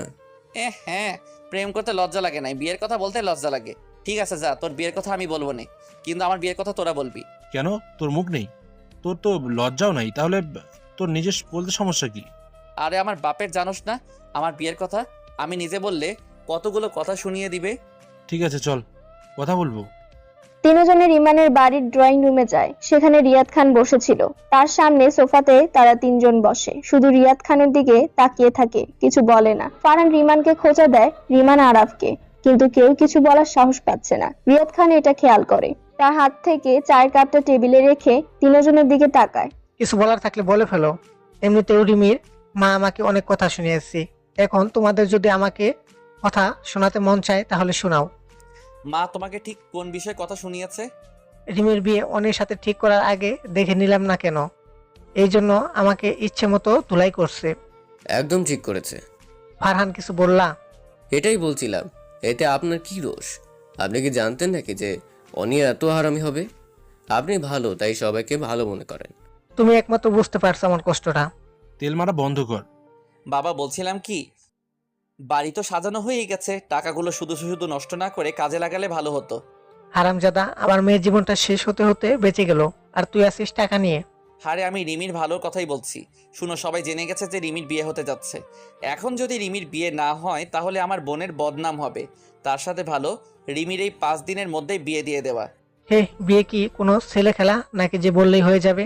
এত তাড়াতাড়ি ভালো ছেলে পাবো কোথা থেকে? আছে তো আমাদের ফারহান, ওর মতো ভালো ছেলে কোথায় পাবে? ও যে ভালো ছেলে তার প্রমাণ কি? হ্যাঁ বাবা, ও আমার বন্ধু। আমি তো তোকে বিশ্বাস করি না, আর তোর বন্ধুকে কিভাবে করব? খালু, ও তোমার বেস্ট ফ্রেন্ডের ছেলে। হ্যাঁ, তাহলে বিশ্বাস করা যায়, কিন্তু আমার মেয়ে এখনো ছোট, এত তাড়াতাড়ি বিয়ে? যখন অনির সাথে বিয়ে ঠিক করেছিল তখন ওর বয়স 40 ছিল নাকি, যে এখন হঠাৎ করে কমে গেছে? এটা তো রিমি জোর করে বলেছিল, তাই রাজি হয়েছিলাম। এখন আমি জোর দিয়ে বলছি রাজি হয়ে যাও। আমার মেয়ের কপাল খারাপ, তাই এমন একটা বদনাম হলো। এখন যদি মেয়ের বিয়ে না দাও, পরে লোকে অনেক কথা বলবে। আর ফারহানের মধ্যে খারাপ কি আছে? ওকে তো ছোট থেকেই দেখছি। সব ঠিক আছে, কিন্তু আমার মেয়ে বেশি হয়ে যায়নি। ফারহান রিমিকে এই জন্য বিয়ে করছে যাতে রিমি আর রিমানের সম্মান বাঁচে। ও আমার মেয়েকে ভালো তো আর বাসে না। কে বলেছে খালু? ফারহান রিমিকে অনেক ভালোবাসে। ও, এই জন্য আমাকে এত তেল মাখানো হচ্ছিল। আর ফারহান যদি রিমিকে ভালোবাসে তাহলে রিমির বিয়ে ঠিক করার সময় কিছু বললো না কেন? বলেছিলাম রিমিকে, কিন্তু সে বুঝেনি। আরে বাবা, ফারহান আমাদের সম্মানের কথা ভেবে কিছু বলেনি। আমি তোকে রিমিকে উঠিয়ে নিয়ে বিয়ে করার কথা বলেছিলাম, কিন্তু সে তাও রাজি হয়নি। তুই তোর বোনকে উঠিয়ে নিয়ে যাওয়ার পরামর্শ দিয়েছিলি, হারামজাদা। বলে রিমানকে দৌড়ানো শুরু করে। রিমানও উড়াধুরা দৌড়াতে থাকে। বাবা আমি তো এমনি বলেছিলাম। তোর হাতের কাছে পেয়ে নি, পরে বুঝাচ্ছি, এমনি না হেমনি। আরে খালু, রিমিও ফারহানকে ভালোবাসে, তাই রিমান এটা বলেছে। এই কথা শুনে রিয়াদ খান দাঁড়িয়ে যায় আর হাঁপাতে হাঁপাতে বলে, কি সত্যি? হ্যাঁ খালু। বারবার খালো খালো বলিস না তো, নিজেকে বুড়া বুড়া লাগে। এই ভাই ডাক। রিয়াদ খান রিমানের দিকে কটমট করে তাকায়। সরি। আচ্ছা, সবাই যখন রাজি তখন আর কি করব, আমিও রাজি। ফারহান, তোমার বাবা মাকে পাঠিয়ে দাও, এখানে সব ঠিকঠাক করে রাখি। আমি এখনই ফোন করছি। ফারহান তার বাবা মাকে ফোন করে আসতে বলে, আর রিমান আরাফকে গুতাচ্ছে বলার জন্য। খালু, সবারই বিয়ে হয়ে যাচ্ছে, তাহলে রিমান আর বাকি থাকবে কেন? ফারহান আর রিমানের বিয়ে একসাথে করলে ভালো হতো। তখনই রিমি উপর থেকে জোরে বলে, না। এটা বলে তাড়াতাড়ি নিচে আসে। কেন না? আমার কত শখ ভাইয়ের বিয়ে খাবো। এখন যদি তোর আর আমার বিয়ে একসাথে হয়, তাহলে তুই আমাকে বিদায় করবি নাকি ভাবিকে আনতে যাবি? আমি তোর বিদায় দেখবো নাকি নিজে বিয়ে করবো? তাও ঠিক, এক কাজ করি, আমি আগে বিয়ে করি, পরে তোরা করিস। আমরা আগে করব, পরে তোরা করিস। বেশি কথা বলিস না, আগে আমার বিয়ে হবে। আগে বোনের বিয়ে দিয়ে পরে ভাই বিয়ে করে। তোরা চুপ কর, দুজনের বিয়ে একসাথে হবে। আমরা বড় একটা বাংলো বুক করব, সেখানে তোদের দুজনের বিয়ে হবে। আমরা সবাই 6-7 দিন সেখানেই থাকবো, তাহলেই সবাই সবার বিয়ে দেখতে পাবে। গ্রেট। কেউ একটু আমার দিকে খেয়াল করো। বিয়েতে এখনো মত দিলাম না, আর সব প্ল্যানিং শুরু। কেন, আমাকে বিয়ে দিতে কি সমস্যা তোমার? বিয়ে করে বউকে খাওয়াবি কি? এক্সকিউজ মি বাবা, আমি এখন টাকা উপার্জন করি, আর যে টাকা রোজগার করি সেটা দিয়ে শুধু আমার বউ কেন, তার 14 গোষ্ঠী খাওয়াতে পারবো। ও, আমি তো ভুলেই গিয়েছিলাম। কি করব, এখন ও শেষরার মতো আমার কাছ থেকে টাকা নেস? তুমি যদি কিপটা না হতে তাহলে এমন করতাম না। তোর বাপ কিপটা? আমিও তো সেটাই বলছি। তোকে মেয়ে দিবে কে? আজকে বিকেলে তাদের বাসায় কথা বলতে যেতে হবে। আমি মাহুয়াকে বলে দিয়েছি যে আমরা আজ তাকে দেখতে যাব। আমার আগে সন্দেহ হয়েছিল। তাহলে আমি কি এখন সব ঠিকঠাক মেনে নিব? তুই মেনে নে, তোর বাবাকে অন্যভাবে বোঝাতে হবে। আমি বুঝে গেছি, আমাকে আর বোঝাতে হবে না, আমি রাজি। আরে বা। তিনজন বাগানে গিয়ে উড়াধুরা নাচ লাগিয়ে দিয়েছে। আচ্ছা, আমি এখন আসি। কি করবি গিয়ে? আমাদের সাথে যাবি, আমরা পার্টি করব। এখন মুড নেই, আমি যাই। তোর মুড না থাকুক, আমাদের তো আছে। তুই যাবি না, তোর ঘাড় যাবে। চল রিমান, উঠা হালারে। ইটস ওকে, আমি যাব। তিন বন্ধু পার্টি করে। বিকালে এসে ফটাফট গোসল করে রেডি হয়ে যায়। মাহুয়ার বাসায় যেতে হবে। সবাই রেডি হয়ে নিচে আসে। আরাব আসে, এসে দেখে মুন সবার সাথে দাঁড়িয়ে আছে। তুই এখানে? আর আমি সারা বাড়ি খুঁজে মরি। সারাদিন আজ কই ছিলে দেখলাম না, সকালে ঘুম থেকে উঠেও দেখলাম না। এখানেই ছিলাম, তুমিই দেখোনি। ফারহান, ওদের ব্যাপারটা তো ঠিক বোঝা যাচ্ছে না। হঠাৎ দুজনের মুখে এত মধু কোথা থেকে আসলো? চলো চলো সবাই, গাড়িতে বসো, লেট হয়ে যাচ্ছে। মুন তাড়াতাড়ি গিয়ে রিমির সাথে বসে পড়ে। আরাফ তাকিয়ে আছে, কিছু বলতেও পারছে না। চল বন্ধু, তোর কপালে আমরাই আছি। সবাই মাহুয়ার বাসায় যায়। মাহুয়ার বাবা সবাইকে ভেতরে এনে বসায়। সবাই কথাবার্তা বলছে। সবার কথার মাঝখানে রিমান বলে উঠে, বাবাই মাহু কোথায়? সবাই রিমানের মুখের দিকে তাকিয়ে আছে। না মানে মা দেখতে চেয়েছিল আর কি। হ্যাঁ, মাহুয়াকে একটু আনেন দেখি। আমি নিয়ে আসছি। সাথে আমিও যাই। কোনো দরকার নেই, রিমি তুই যা। আরাফ ফারহানের দিকে চোখ ছোট ছোট করে তাকায়। রিমি আর মুন মাহুয়াকে নিচে নিয়ে আসে। মাহুয়া একটা জাম রঙের জর্জের শাড়ি পরে। মাহুয়াকে দেখে রিমান হাঁ করে থাকে। ফারহান রিমানকে হাত দিয়ে খোঁচা দেয়। তারপর রিমান মুখ বন্ধ করে। মাহুয়া সবার আড়ালে রিমানকে চোখ মারে। রিমান বুকে হাত দিয়ে ফারহানের গায়ে শরীর এলিয়ে দেয়। কি হয়েছে? তুই বুঝবি না রে পাগল। সবাই বিয়ের কথাবার্তা বলছে। মাহুয়া আর রিমান আলাদা রুমে যায়। সো মিস মাহুয়া, আপনি কি মিসেস রিমান খান খাওয়ার জন্য রেডি? ইয়েস, আমি রেডি। রিমান মাহুয়াকে শক্ত করে জড়িয়ে ধরেছে। কি হলো, অনেক খুশি দেখা যায়। তোমাকে কি বলবো আমি কত খুশি, আমার তো ভাবতেই লজ্জা লজ্জা লাগছে। এখন আমাকে ছাড়ো, কেউ দেখে ফেললে। ছাড়বো, আগে কালকের অসম্পূর্ণ কিসটা দাও। কালকে তো হঠাৎ করে ফারহান চলে এসেছিল, কালকেরটা এখন দাও। জি না, এইসব বিয়ের পরে হবে, ছাড়ো আমাকে। ছাড়বো না, আগে কিস তারপর। মাহুয়া রিমানের দুটো গাল ধরে ছোট করে একটা কিস দেয়। এত ছোট? এখন এটা দিয়ে কাজ চালাও আর ছাড়ো আমাকে, না হলে আমি চিৎকার করব। ঠিক আছে করো। মাহুয়া চিৎকার করতে নেয় আর রিমান মুখ চেপে ধরে রাখে। এই মেয়ে দেখে আমাকে মেরেই ছাড়বে। এভাবে চিৎকার করলে আমার বাপ আর তোমার বাপ মিলে আমাকে পিটাবে। আচ্ছা এখন দয়া করে চলো। চলো। আমার জান বেরিয়ে গেল হলে। দুজনে নিচে যায়। সবাই কথাবার্তা বলতে বলতে রাত হয়ে যায়। সবাই খাবার খেয়ে বেরিয়ে পড়ে। মুন আবারও রিমির সাথে বসতে নেয়। আরাফ মুনের হাত ধরে তার গাড়িতে বসায়। দেখ ফারহান দেখ, ঢাল মে কুছ কালা হ্যায়। সন্দেহজনক। সবাই গাড়িতে বসে। আরাফ গাড়ি ড্রাইভ করছে। মুন বাইরে তাকিয়ে আছে। কি হয়েছে একটু বলবি? কিছু না। সারাদিন আমার থেকে পালিয়ে বেরিয়ে বেরাচ্ছ, আমার চোখে চোখ রাখছো না। কি হয়েছে বলো তো? কিছুই হয়নি। এবার আমি বুঝতে পারছি কি হয়েছে তোমার। কি হয়েছে? কালকে তোমার এত কাছে যাওয়া আমার ঠিক হয়নি। তুমি হয়তো এখনো আমাকে মন থেকে মানতে পারোনি। সরি, আমি তোমার মনের কথা বুঝতে পারিনি। তোমার খারাপ লেগেছে? আমার একটু খারাপ লাগেনি। আরাবও মুনের চোখের দিকে তাকাতেই মুন চোখ সরিয়ে নেয়। আমার খারাপ লাগছে না, লজ্জা লাগছে। সকালে উঠে নিজেকে দেখে লজ্জা লাগছিল। তোমার সামনে দাঁড়াতাম কি করে? মাথার মধ্যে শুধু কালকের কথাই ঘুরছিল। চিন্তা করো না, তোমার লজ্জা দূর করার দায়িত্ব আমার। আজ রাতেই লজ্জা গায়েব করে দেব। ইস, চুপ করো। এই লজ্জা মাখা মুখটা এতদিন কোথায় ছিল? আর হ্যাঁ, কাল সকালে উঠে জানো দেখি তুমি আমার পাশে শুয়ে আছো। সবাই বাসায় এসে পৌঁছায়। সবাই একসাথে বসে বিয়ের আলোচনা করছে। আরাফ মুনকে ইশারা দিয়ে চলো যাই বলছে। মুন আরাফকে ইশারা দিয়ে চুপচাপ থাকতে বলছে। দুজন ইশারায় কথা বলছে। ফারহান, আমি যা দেখছি তুই কি তাই দেখছিস? আমার তো নিজের চোখকে বিশ্বাস হচ্ছে না। শালা ওদের মধ্যে সবকিছু ঠিক হয়ে গেছে আর আমাদের কিছু বললো না। যাক, মাফ করে দে। ঠিক আছে, এটাই বেশি। আরাফ, তুই তোর বাসায় গিয়ে শুয়ে পড়। তোর অনেক ঘুম পাচ্ছে, আমরা বুঝতে পারছি। বেচারা অনেক ক্লান্ত হয়ে গেছে। মন ভাবি তুমিও যাও। আরাফ ওদের দিকে এক ভ্রু উঠিয়ে তাকিয়ে আছে। হালা কিছু কইলি না, এর প্রতিশোধ অন্যদিন নিব। আজ সুযোগ করে দিলাম। তোরাই আমার আসল বন্ধু। চলো মন, আমার অনেক ঘুম পাচ্ছে। মুন যেতে চাইছিল না। আরাফ জোর করে নিয়ে যায়। রুমে নিয়ে গিয়ে দরজা আটকিয়ে দেয়। শাড়িতে তোমাকে বেশ সুন্দর লাগছে, ইচ্ছে করছে। কি? আরাফ মুনকে কোলে উঠিয়ে বিছানায় শুয়ে দেয়। আরাফ মুনকে দেখছে। মুন অন্য পাশে মুখ ঘুরিয়ে চোখ বন্ধ করে রাখে। আরাফ আস্তে আস্তে মুনের কাছে যেতে থাকে। মুনের নিঃশ্বাস ভারী হতে থাকে। আরাফ হালকা করে তার ঠোঁট মুনের গলায় ছুঁয়ে যেতে লাগে। মুন আরাফকে খামচে ধরে। আরাফ মুনের মুখ নিজের দিকে ফিরিয়ে তার ঠোঁটে কিস করতে থাকে। সকালে সবাই রেডি হয়ে যায় বাংলোতে যাওয়ার জন্য। বিয়েটা সেখানেই হবে। আমরা কোন বাংলোতে যাচ্ছি সেটা তো বল। এখান থেকে 30 কিলোমিটার দূরে একটা বড় বাংলো আছে।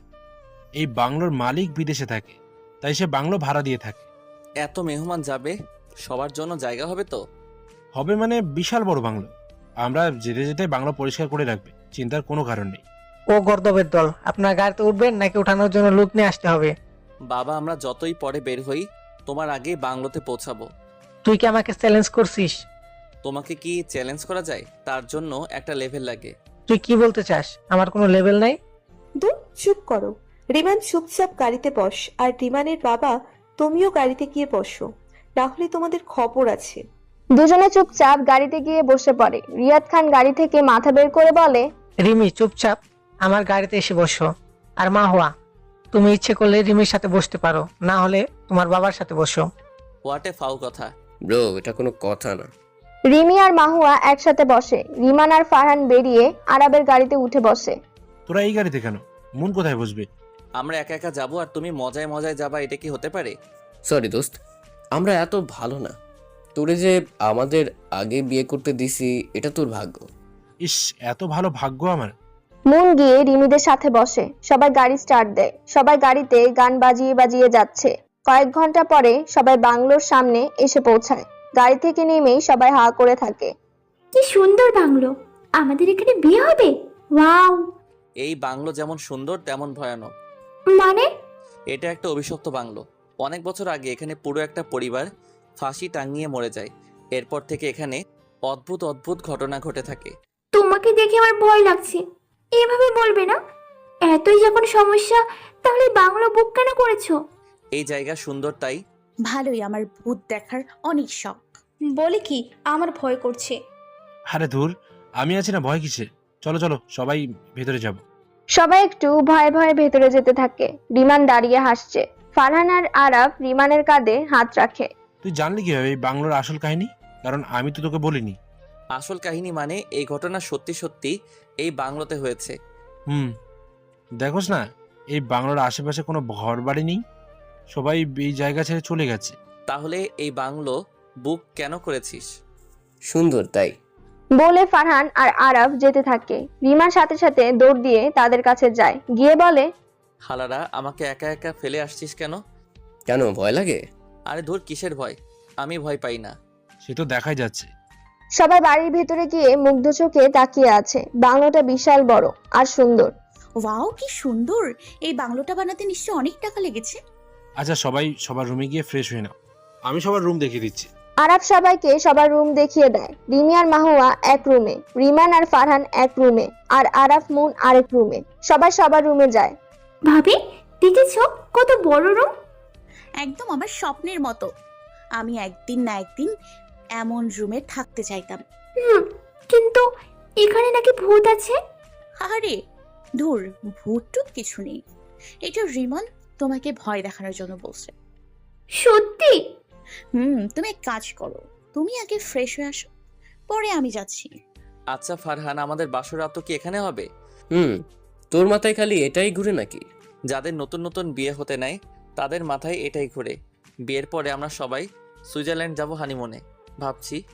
এটা খুব ভালো ভেবেছিস। সুইজারল্যান্ড রিমির খুব পছন্দের একটা জায়গা।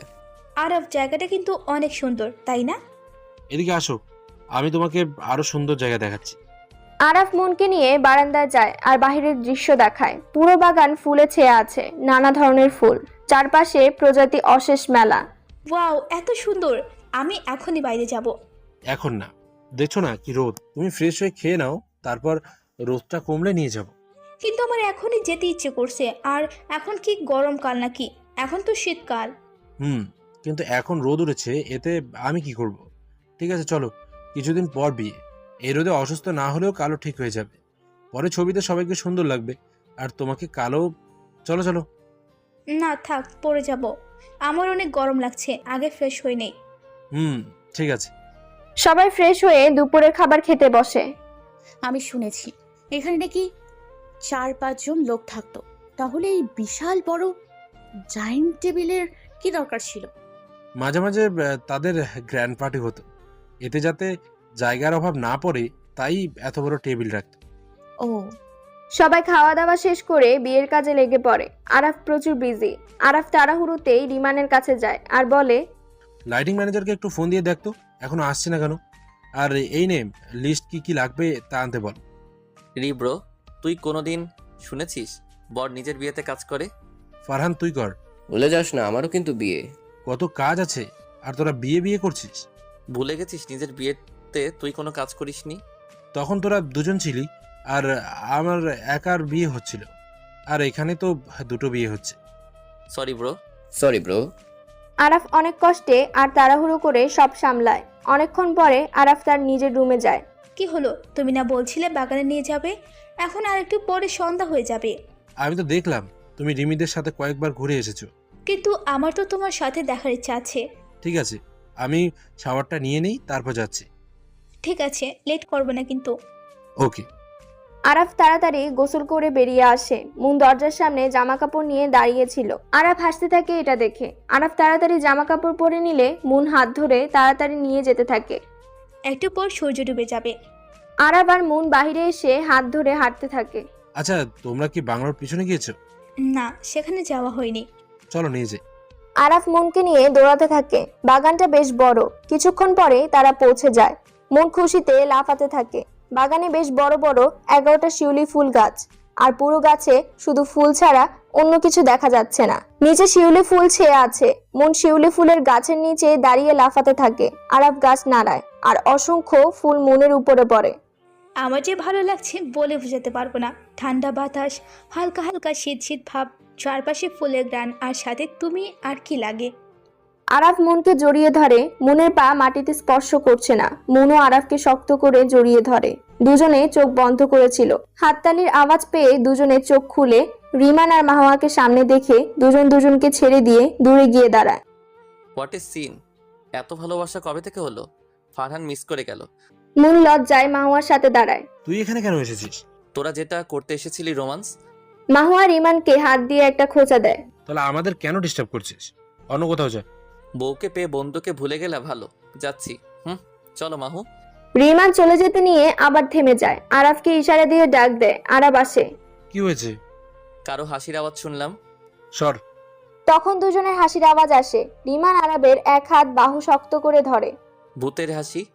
হাসিটা চেনা চেনা লাগছে। ভূত তো তোর চাচা ছিল। শুনেছি ফুল গাছে পড়ি থাকে। চুপ থাক, আওয়াজটা ওই দিক থেকেই আসছে। চল দেখি। তুই আগে যা। ভীতু কোথাকার। তোর বাপ ভীতু। চল এখন। মুন মাহওয়াকে ধরে ধরে হাঁটছে। রিমান ফারহানকে ধরে ধরে হাঁটছে। আস্তে আস্তে গিয়ে দেখে ফারহান আর রিমি একটা গাছের নিচে বসে আছে। দুজন ওদের দেখে দাঁড়িয়ে পড়ে। খুঁড়লাম পাহাড়, পেলাম দুটো ইঁদুরের বাচ্চা। তা আপনারা এখানে কি করেন? বুঝলাম না, আমি কেন সবসময় ধরা পড়ে যাই? শালা, তোদের কারণে লুকিয়ে প্রেম করে শান্তি পেলাম না। দুদিন পরে বিয়ে, এখন তো শান্তিতে কথা বলতে দে। Relax relax.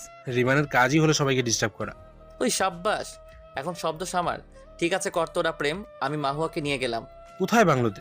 আব্বে না, অন্যদিকে এত বড় বড় গাছ আছে, কোথাও না কোথাও তো জায়গা পেয়েই যাব। রাতে সবাই ছাদে গিয়ে গোল করে বসে।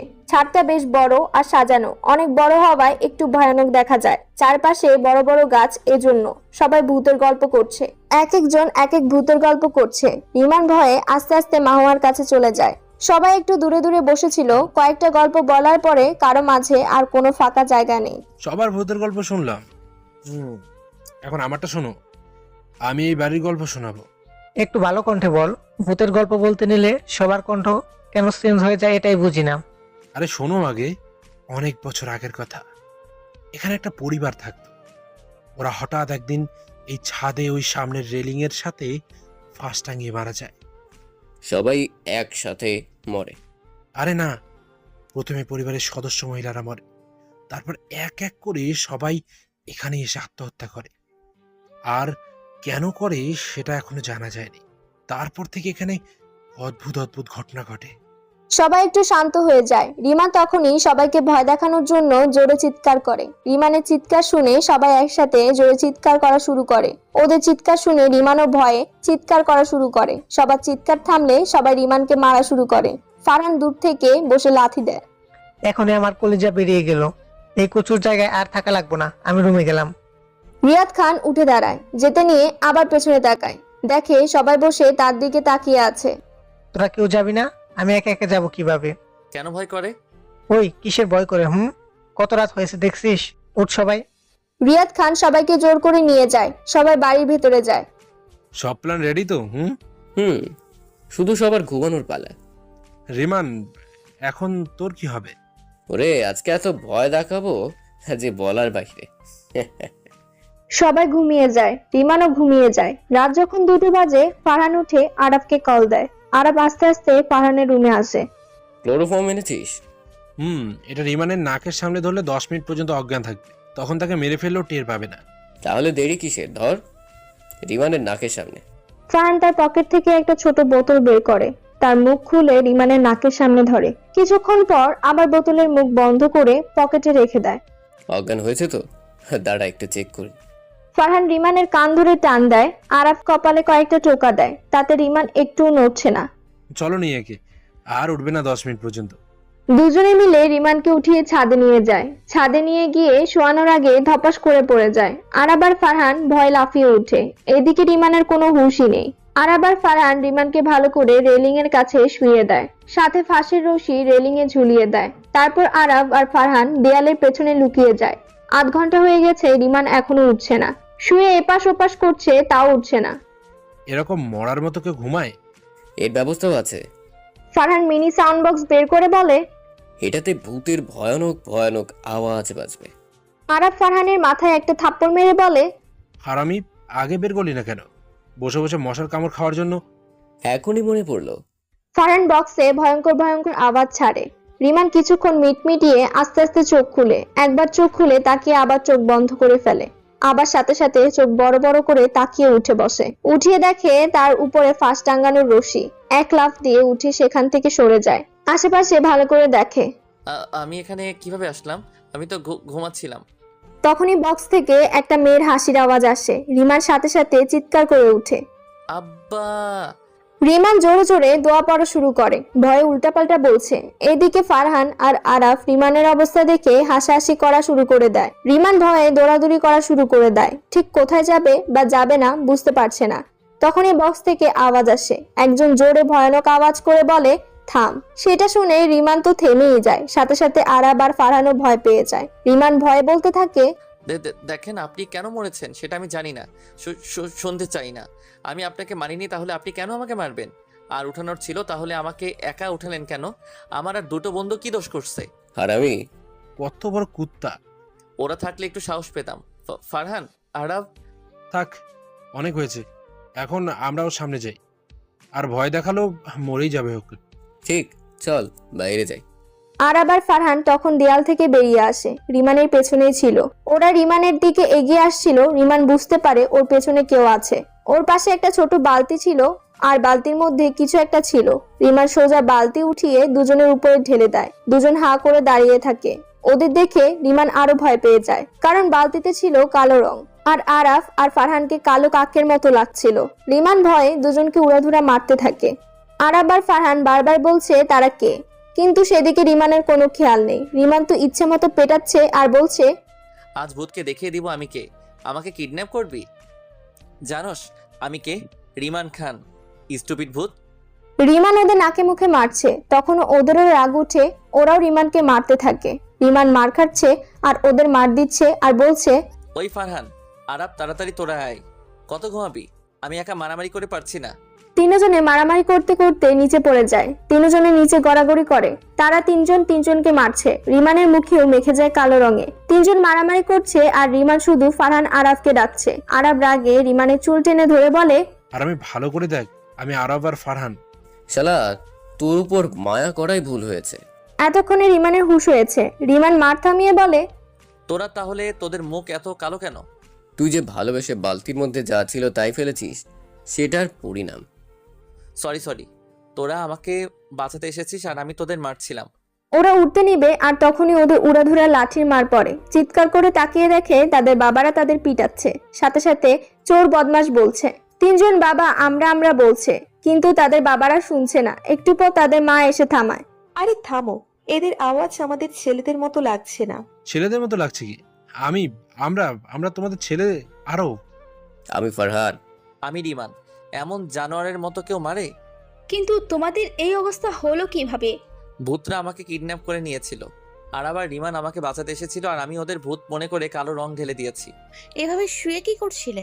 তাদের ভূত মনে করে মারছিলাম। এই হারামিরাও আমাকে মারছিল। ভূত কিডন্যাপ করেছে মানে? তো দেখোস না কেমন কেমন আওয়াজ আসতেছে? কিন্তু এটা তো পোকামাকড়ের আওয়াজ। এতক্ষণ অন্য আওয়াজ ছিল। এই দেখো, ফসের রঙিন টাঙানো। ওইটা হয়তো আমার জন্যই টাঙানো হয়েছে। বাবা, কি খুশিগুলা? সবাই এটা দেখে ভয় পেয়ে যায়। তখন ফারহান আর আরাফ আমতা আমতা করে বলে, ভয় পাওয়ার কিছু নাই, এটা আমরাই টাঙিয়েছি। হ্যাঁ মানে? আমরা রিমানকে ভয় দেখানোর জন্য ওকে অজ্ঞান করে এখানে নিয়ে এসেছিলাম। আর ওই আওয়াজ? ওইখানে মিনি বক্স আছে। হালার পো হালা, তোদের তো। রিমান তাদের বাবা থেকে একটা লাঠি নিয়ে দুজনকে দড়িয়ে দড়িয়ে পিটাতে থাকে। তখন জোরে একটা ভয়ানক হাসির আওয়াজ আসে আর সবাই ভয় লাফিয়ে উঠে, জোরে চিৎকার দেয়। রিমান এক লাফ দিয়ে আরাবের কোলে উঠে, পরে আরাবও রিমানকে কোলে নিয়ে নেয়। রিমান আরাবের কোল থেকে ফারহানকে লাথি মেরে বলে, আগে তোর বক্স বন্ধ কর, না হলে এখানে অনেকে হার্ট অ্যাটাক করে মরে যাবে। আর আমি যদি মরে যাই তাহলে প্রতি রাতে তোদের এসে জ্বালামো। ফারহান তাড়াতাড়ি গিয়ে বক্স বন্ধ করে দেয়। রিমানও আরাবের কোল থেকে নেমে বলে, আমি মেয়ে না যে আমাকে এভাবে কোলে উঠিয়ে রাখছস, বেশরম। সবাই ফারহান আর আরাফকে বকতে থাকে। হইছে থাক, আর এটা নিয়ে মিথ্যা বলা লাগবে না। ওরা একা একা বকা খাচ্ছে, এটা তোমার শেষ হচ্ছে না, এটা তোমার সহ্য হচ্ছে না, হিংসা হচ্ছে। সিরিয়াসলি ভাইয়া? তুই বুঝবি না। আর বাবা, মামু আর আঙ্কেল, আপনারা এখানে কিভাবে আসলেন? তোরা যে চিৎকার চেঁচামেচি করছিলি তাতে সবাই জেগে গেছে। আমরা ভাবলাম কোনো চোর টোর হবে। চোর বলে কি মানুষ না? এভাবে কেউ জানোয়ারের মতো মারে? হাতে মারলে কি হতো? আমরা হাতে মারতে আসছিলাম, তখন মাহুয়া বলল, আঙ্কেল হাতে মারলে কিছু হবে না, আপনি লাঠি নিয়ে যান।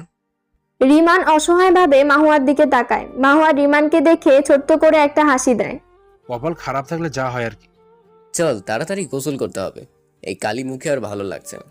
তখনই আবার হাসির আওয়াজ আসে। সবাই ফারহানের দিকে তাকায়। হয়েছে তো ভাই, বন্ধ কর এবার। কিন্তু বক্স তো অনেক আগেই বন্ধ করে দিয়েছি। এই যে আমার হাত। এটা শুনে সবাই ভূত ভূত বলে দৌড়ে নিচে যায়। তোমাকে অদ্ভুত লাগছে। আমি এখন গোসল করতে গেলাম। এই না, আমার একা একা ভয় করবে। তাহলে আসো একসাথে গোসল করি। খেয়ে দে, আমার কোনো কাজ নেই।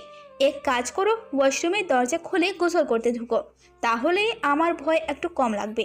এটা বলো যে আমাকে গোসল করতে দেখতে চাও, এসব তো একটু বাহানা।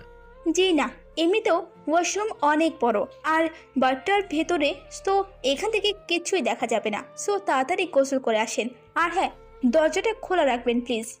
তিনজনে 2 ঘন্টা লাগিয়ে গোসল করে। সবার শরীর লাল হয়ে যায় ঘুষতে ঘুষতে। গোসল করে বেরিয়ে তিনজনে শুয়ে পড়ে। অনেক সকাল করে তিনজনে উঠে কাজে ব্যস্ত হয়ে যায়। পুরো বাংলো মেহমানে ভরে যায়। আর নাচ গান তো আছেই। সন্ধ্যায় সবাই একসাথে বসে নাচ গান করছে, গানের কলি খেলছে। ফারহান পানি খেতে যায়, তখন সুমন আসে। ভাই সবাই আছে এখানে, আমি সত্য ধরার মেশিনটা আবার নিয়ে এসেছি, খেলতে অনেক মজা হবে, কি বল? ফারহান জোরে সুমনের মাথায় একটা থাপ্পড় মেরে মেশিনটা নিয়ে নেয়। কি হলো ব্রো?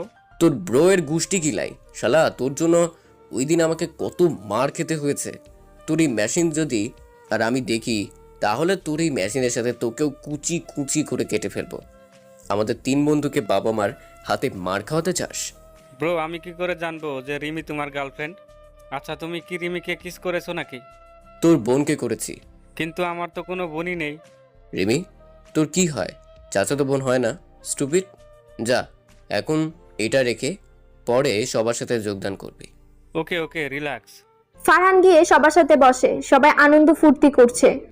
আমার কোমর ব্যথা করছে কেন? কালকে তোরা আমাকে অজ্ঞান করে মারছিলি নাকি? না, শুধু তোকে শোয়াতে নিলে আমাদের হাত ফসকে নিচে পড়ে গেছিল। বিমান দুজনকে লাথি দিয়ে বলে, একটা কাজ ঠিক মতো করতে পারছ না তোরা? কাল দিন পরে আমার বিয়ে, এখন যদি এই কোমর ব্যথা ভালো না হয়, পরে ফার্স্ট নাইট খারাপ হয়ে যাবে। আর এটা হলে আমি তোদের ফার্স্ট নাইট হতে দিব না, বলে দিলাম। না তোর জন্য আমি বেস্ট ডক্টর থেকে ওষুধ আনাবো। আমার ফার্স্ট নাইট তো হয়ে গেছে। এত খুশি হইও না, বাকি আরো নাইট আছে, যেটাতে তোর থেকে মনকে দূরে রাখতে পারবো। আরে ফার্স্ট নাইটের আগেই ভালো হয়ে যাবে, চিন্তা করিস না। অনেক রাত পর্যন্ত নাচ গান হয়। সবাই অনেক আনন্দ ফুর্তি করে। সকালে পুরো বাংলোতে গান বাজনা শুরু হয়ে যায়। আজ গায়ে হলুদ বলে কথা। পুরো বাংলো গাধা আর গোলাপ ফুল দিয়ে সাজানো হয়। সিঁড়ি সাদা লাল গোলাপ দিয়ে সাজানো হয়। সবাই অনেক হ্যাপি। এভাবে সন্ধ্যা হয়ে যায়। মাহুয়া আর রিমি হলুদ শাড়ি পরে। পা থেকে মাথা পর্যন্ত পুরো গোলাপ আর রজনীগন্ধা দিয়ে সাজানো। মুনও হলুদ শাড়ি পরে আর ওদের মতো সাজ দেয়, শুধু ওদের মতো এত বেশি ফুল লাগায় না। শুধু মাথার পেছনে খোপায় গোলাপ আর রজনীগন্ধার মালা লাগায়। ওরা নিচে আসছে, মিডিয়া ছবি তুলছে আর তিনজন হাঁ করে তাকিয়ে আছে। ওরা তিনজনও হলুদ পাঞ্জাবি পরেছে, বাকি সব ছেলেরা নীল পাঞ্জাবি পরেছে আর মেয়েরা নীল শাড়ি। তিনজন এগিয়ে গিয়ে তাদের দিকে হাত বাড়ায়, তারাও তাদের হাতে হাত রাখে। তিন বন্ধু তাদের জীবন সাথীদের হাত ধরে নিচে নিয়ে আসে। ফারহান আর রিমিকে একটা সাইডে বসানো হয় আর রিমান আর মাহুয়াকে আরেক সাইডে। এক্ষুনি গায়ে হলুদ শুরু হবে। আরাব বড় একটা হাসি দিয়ে দোনোজনের দিকে তাকায় আর পাঞ্জাবির হাতা উপরে উঠাতে থাকে। ভাই, পুরনো কথা মনে রাখতে নেই। ঠিক, পুরানো কথা মনে রাখা ভালো। আগে ফারহানের হলুদ হবে, কারণ ও আমার থেকে পুরো একদিনের বড়। আর বোনের আগে ভাইয়ের বিয়ে করতে নেই। সবাই রিমানের কথায় রাজি হয়। সবাই ফারহান আর রিমিকে হলুদ লাগাচ্ছে। আরাব ফারহানের সামনে এসে পুরো হাত ভরে হলুদ নেয়। তুই একাই লাগাবি? তাহলে আর মানুষ হলুদ লাগাবে কিভাবে? চিন্তা করিস না, আমি অনেক হলুদ বাটিয়েছি। আরাব ফারহানের মুখে পুরো লেপটে দিয়ে বলে, কলিজাটা ঠান্ডা হয়ে গেছে। রিমান হেসে হেসে হলুদের বাটির দিকে এগোয়। দেখ, আমাকে বেশি দিলে কিন্তু আমিও দিব, চর কম দিলে কম দিব। তোরে ভালো করে জানি, আমি কম দিলেও তুই ভরিয়ে দিবি। বলে রিমান দুই হাতে নিয়ে পুরো শরীর ভরিয়ে দেয়। তারপর রিমির দিকে তাকিয়ে হাসি দেয়। ভাইয়া, সবাই আমাকে একটু একটু দিয়েছে, তুইও কিন্তু একটু। আর কিছু বলার আগে রিমির মুখ ভরিয়ে দেয়। কুত্তা, দেখিস আমি এর প্রতিশোধ নিব। ফারহান আর রিমির হলুদ শেষ হয়। এখন রিমানের পালা। আরাব আর ফারহান একসাথে রিমানের সামনে দাঁড়িয়ে হাতা উপরে করছে। পরে দুজনে দুটো বাটি হাতে নিয়ে নেয়। দেখ, আর কিছু বলার আগে ফারহান আর আরাব রিমানের উপর হামলা করে। কিছু বলার সুযোগও দেয় না। কিছুক্ষণ পর দুজনে রিমানকে ছেড়ে দেয়। বেচারা চোখ খুলেও তাকাতে পারছে না, বরং চোখ দেখাই যাচ্ছে না। এমনকি মাথার মধ্যেও হলুদ দিয়ে ভরিয়ে দেয়। আমার হ্যান্ডসাম বেগুনি। রিমি এসে সামনে দাঁড়িয়ে বলে, কোনো জায়গায় তো নেই দেওয়ার মতো, তাতে কি হয়েছে? আমি তার বউকে দিব। সরি ভাবি। এটা কিন্তু ঠিক না, আমি কিন্তু একটু লাগিয়েছি। তো কি হয়েছে? আমার জামাইও তো তোকে একটু লাগিয়েছে। বলে মাহুয়ার মুখ ভরিয়ে দেয়, সাথে মুনও যোগ দেয়। আরাব দোস্ত, তোর সাথে কোলাকুলি করার আমার অনেক শখ। আমারও। কোনো দরকার নেই। তোর অনুমতি কে চাইছে? বলে দুজনে আরাবের সাথে ডলাডলি করে আরাবকে মাখিয়ে ফেলে আর মাহুয়া আর রিমি মুনকে মাখিয়ে ফেলে। দুই জোড়াকে গোসল করানো হয়। গোসল করে তিন মেয়ে গোলাপি লেহেঙ্গা পরে আর তিন ছেলে হালকা গোলাপি শেরওয়ানি পরে। এই মেয়েদের কালারের শেরওয়ানি কোন গাধা এনেছে? তোর মা। বলে আরাব আর রিমান জোরে জোরে হেসে দেয়। রিমান তাকিয়ে দেখে দূরে এক বারান্দায় মাহুয়া মন খারাপ করে দাঁড়িয়ে আছে। রিমান আরাব আর ফারহানকে বলে মাহুয়ার কাছে যায়। এই যে ম্যাম, অন্য কাউকে ভালোবেসে ফেললে নাকি? মানে? কাল আমাদের বিয়ে, আর আজ আপনি মুখ কালো করে দাঁড়িয়ে আছেন। কি এত চিন্তা করছেন শুনি? তেমন কিছু না। তেমন কিছু না মানে অনেক কিছু। বলবেন নাকি এখান থেকে লাফ দিয়ে নিজের জান দিয়ে দিব? এখান থেকে লাফ দিলে তুমি মরবে না, শুধু হাত পা ভেঙে যেতে পারে। হ্যাঁ, তাই করব। পরে হাত পা ভাঙা সবার সামনে যেতে পারবে তো? সবাই ন্যাংরার বউ বলে ডাকবে। তুমিও না? হাসলে তোমায় দারুণ লাগে, সবসময় হাসবে। এখন বলো কি হয়েছে? আসলে আমি ছাড়া আমার বাবার কেউ নেই। ছোট থেকে বাবাই আমার মা বাবা দুটোই ছিল, আর আমি বাবার পরিবার। আমি ছাড়া বাবার আর কেউ নেই। আমাকে ছাড়া একদিন থাকতে পারে না, সারা জীবন কিভাবে থাকবে? আমি ছাড়া বাসায় কথা বলার মতো কেউ নেই। আর বাবা যে কথা বলে, এখন কার সাথে বলবে? এজন্য আমি বিয়ে করতে চাইছিলাম না। তোমার বাবাও ঠিক এভাবে মন খারাপ করেছিল। তখন তোমার বাবাকে বলেছিলাম আমাদের সাথে এসে থাকতে। আমার বাবা অনেক আত্মসম্মান সম্পূর্ণ মানুষ। না খেয়ে মরে যাবে, তাও কারোর মেহেরবানি নেবে না। তিনিও এক ঝটকায় না করে দিয়েছে। তারপর আমি তোমার বাবাকে একটা আইডিয়া দেই যাতে সব ঠিক হয়ে যায়। কি আইডিয়া? এটাই যে আমাদের এখানে একটা বাড়ি খালি আছে, আপনি সেটা কিনে সেখানে থাকতে পারেন। আর তোমার বাবা রাজি হয়ে গেছে। এখন তুমি আমাদের দরজার সামনে দাঁড়ালে তোমার বাবার বাড়ির গেট দেখতে পাবে। সত্যি? সত্যি।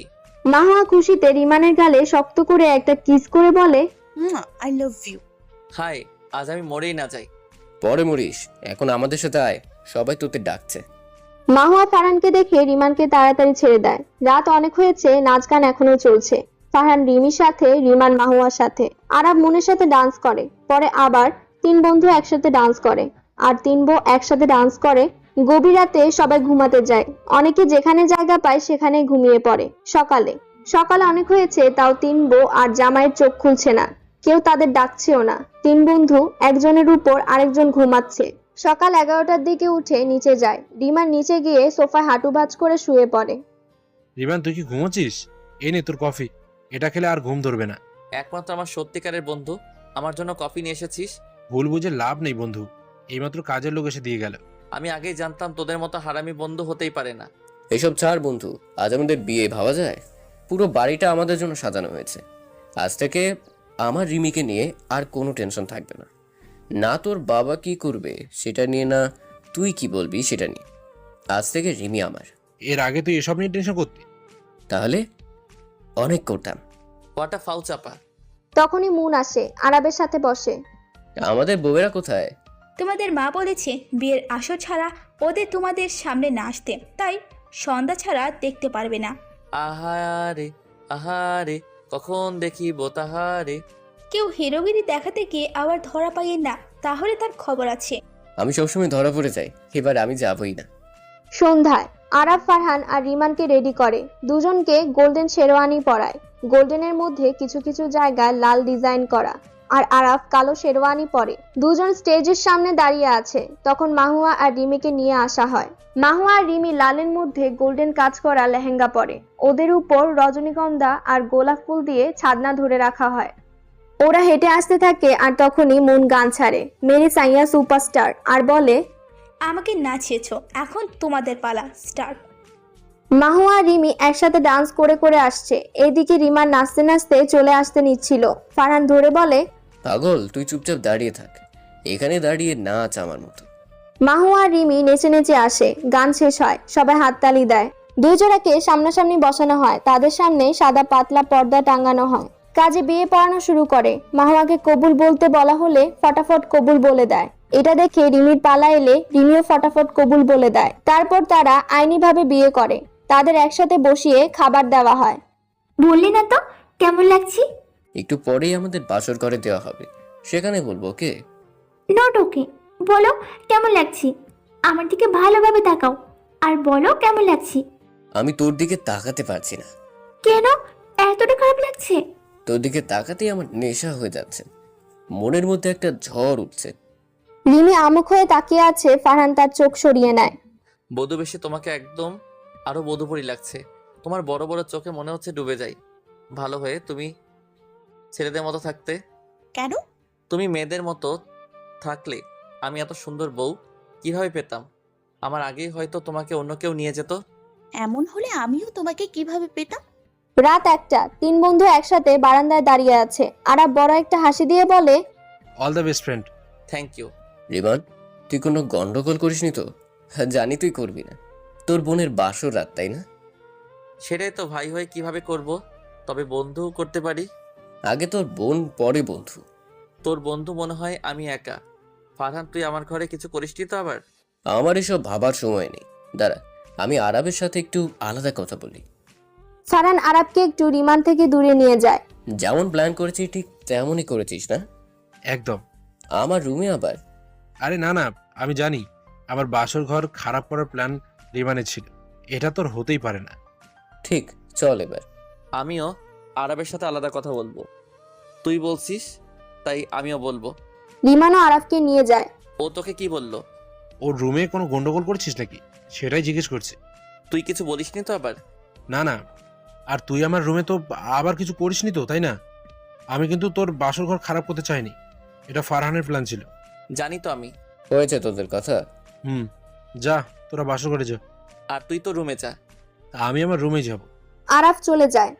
বেচারা এই বাসর রাত তো শান্তি মতো কাটাতে পারবে না আমাদের জন্য। ওকে, বাই দোস্ত। বাই। রিমান ভেতরে ঢুকে দরজা আটকে দেয়। সামনে তাকিয়ে দেখে মাহুয়া নেই। হ্যাঁ, আমার বউ কই গেল? মাহু, মাহু। এই তো আমি এখানে। ওই হয়ে ড্রেস চেঞ্জ করলে যে? এত ভারী লেহেঙ্গা পরে থাকতে দম বন্ধ হয়ে আসছিল, তাই খুলে ফেলেছি। কেন, এটাতে ভালো লাগছে না? একদম হটই লাগছে। আচ্ছা দাঁড়াও, তোমারও তো কিন্তু শখ আছে। মাহুয়া লেহেঙ্গার ওড়নাটা নিয়ে মাথায় ঘোমটা দিয়ে বিছানায় গিয়ে বসে পড়ে। রিমান মাহুয়ার দিকে তাকিয়ে থাকে। মাহুয়া ওড়নাটা একটু উঠিয়ে বলে, আরে আবার ঘুমটা উঠাও। ওকে ওকে, আবার। মাহুয়া ঘুমটা দিয়ে বসে। রিমান মাহুয়ার পাশে বসে ঘুমটা উঠায়। উঠিয়ে আস্তে আস্তে এগোতে থাকে। আর তখনই অ্যালার্ম বাজতে থাকে। দুজনে চমকে যায়। বালিশের নিচ থেকে আওয়াজ আসছে। রিমান বালিশের নিচে চেক করে দেখে একটা অ্যালার্ম ঘড়ি সেখানে রাখা। রিমান ঘড়িটা নিয়ে অ্যালার্ম বন্ধ করে। শালারা, দাঁড়াও আমি খুঁজে বের করি। আমি নিশ্চিত এখানে আরো অ্যালার্ম ঘড়ি আছে। রিমান আর মাহুয়া খুঁজে মোট 10টা ঘড়ি আবিষ্কার করে আর সবগুলো জানালা দিয়ে ফেলে দেয় রিমান। এখন কোনো সমস্যা নেই। বলে মাহুয়াকে কোলে উঠিয়ে নেয়, কোলে উঠিয়ে বিছানায় শুয়ে দেয়। তারপর কিছু গোলাপের পাপড়ি নিয়ে মাহুয়ার উপরে ছিটিয়ে দেয়। রিমান আস্তে আস্তে মাহুয়ার কপালে কিস করে, পরে গালে ঠোঁটের দিকে এগোতেই মাহুয়া চোখ বন্ধ করে দেয়। ফারহান রুমে ঢুকে দেখে রিমি সুন্দর করে ঘুমটা দিয়ে বসে আছে। ফারহান আস্তে আস্তে রিমির পাশে গিয়ে বসে রিমির হাতটা নিয়ে একটা কিস করে, তারপর ঘুমটা উঠায়। রিমিও আস্তে আস্তে ফারহানের দিকে তাকায়। তুই এতগুলো গহনা কেন পড়েছিস? এখন এগুলো খুলবো কিভাবে? আমাকে পড়ালে আমি কি করব? দাঁড়া, আমি হেল্প করছি। ফারহান রিমির গহনা আস্তে আস্তে সব খুলে দিচ্ছে। গহনা খুলে সব টেবিলে রাখছে।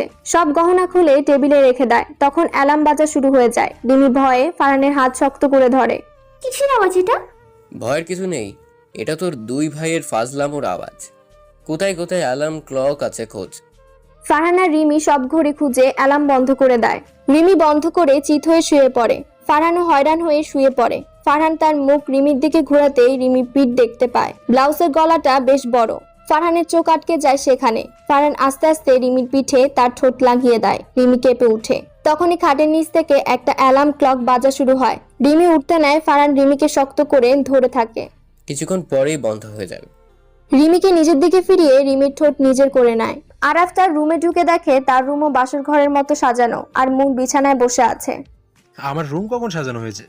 ফারহান আর রিমান আমাদের সারপ্রাইজ দিয়েছে। আহারে, আমার কথা কত ভাবে যে তারা, আর আমি কি জানি না সেটা? যাই হোক, এটা আমার দ্বিতীয় বাসরা। প্রথমবারে কিছু না হলেও এবারে অনেক কিছুই হবে। আরাফ মুনের কাছে গিয়ে মুনকে কিস করতে থাকে। কিছুক্ষণ পরে ওর ঘরেও অ্যালার্ম বাজা শুরু হয়। আরাফ মুনকে ছেড়ে বলে, শালারে আজকেও এমন করলো, কোনো ব্যাপার না। আরাফ তুলো এনে ওর কানে গুজে নেয় আর মুনের কানেও গুজে দেয়। ঘড়ি খুঁজে টাইম নষ্ট করতে পারবো না বলে আরাফ মুনকে কিস করতে থাকে। কয়েকদিন পর সকালে রিমানের মা রান্না করছিল। মাহুয়াও সেখানে যায়। মা, আমিও রান্না করব। নতুন বউকে দিয়ে রান্না করাবো? তুমি বসো, আমি রান্না করে নিয়ে আসছি। আমি তো বেশি কিছু পারি না, শিখিয়ে দিলে পারবো। এখন কিছু একটা করতে দাও, আমিও তোমার রান্নার কাজে সাহায্য করব। ঠিক আছে, তুমি গাজরগুলো ছোট ছোট করে কেটে দাও। ছোট ছোট করে? ঠিক কতটুকু ছোট? এই তো 1 ইঞ্চির মতো করে। মাহুয়া রুম থেকে স্কেল নিয়ে আসে। সেখানে 1 ইঞ্চি 2 ইঞ্চি লেখা থাকে। সেটা নিয়ে মেপে মেপে কাটছে। রিমানের মা তো একটু কাজে রান্নাঘর থেকে বাহিরে যায়। তখন রিমান এসে এটা দেখছে। অবাক হয়ে জিজ্ঞেস করে, কি করছো?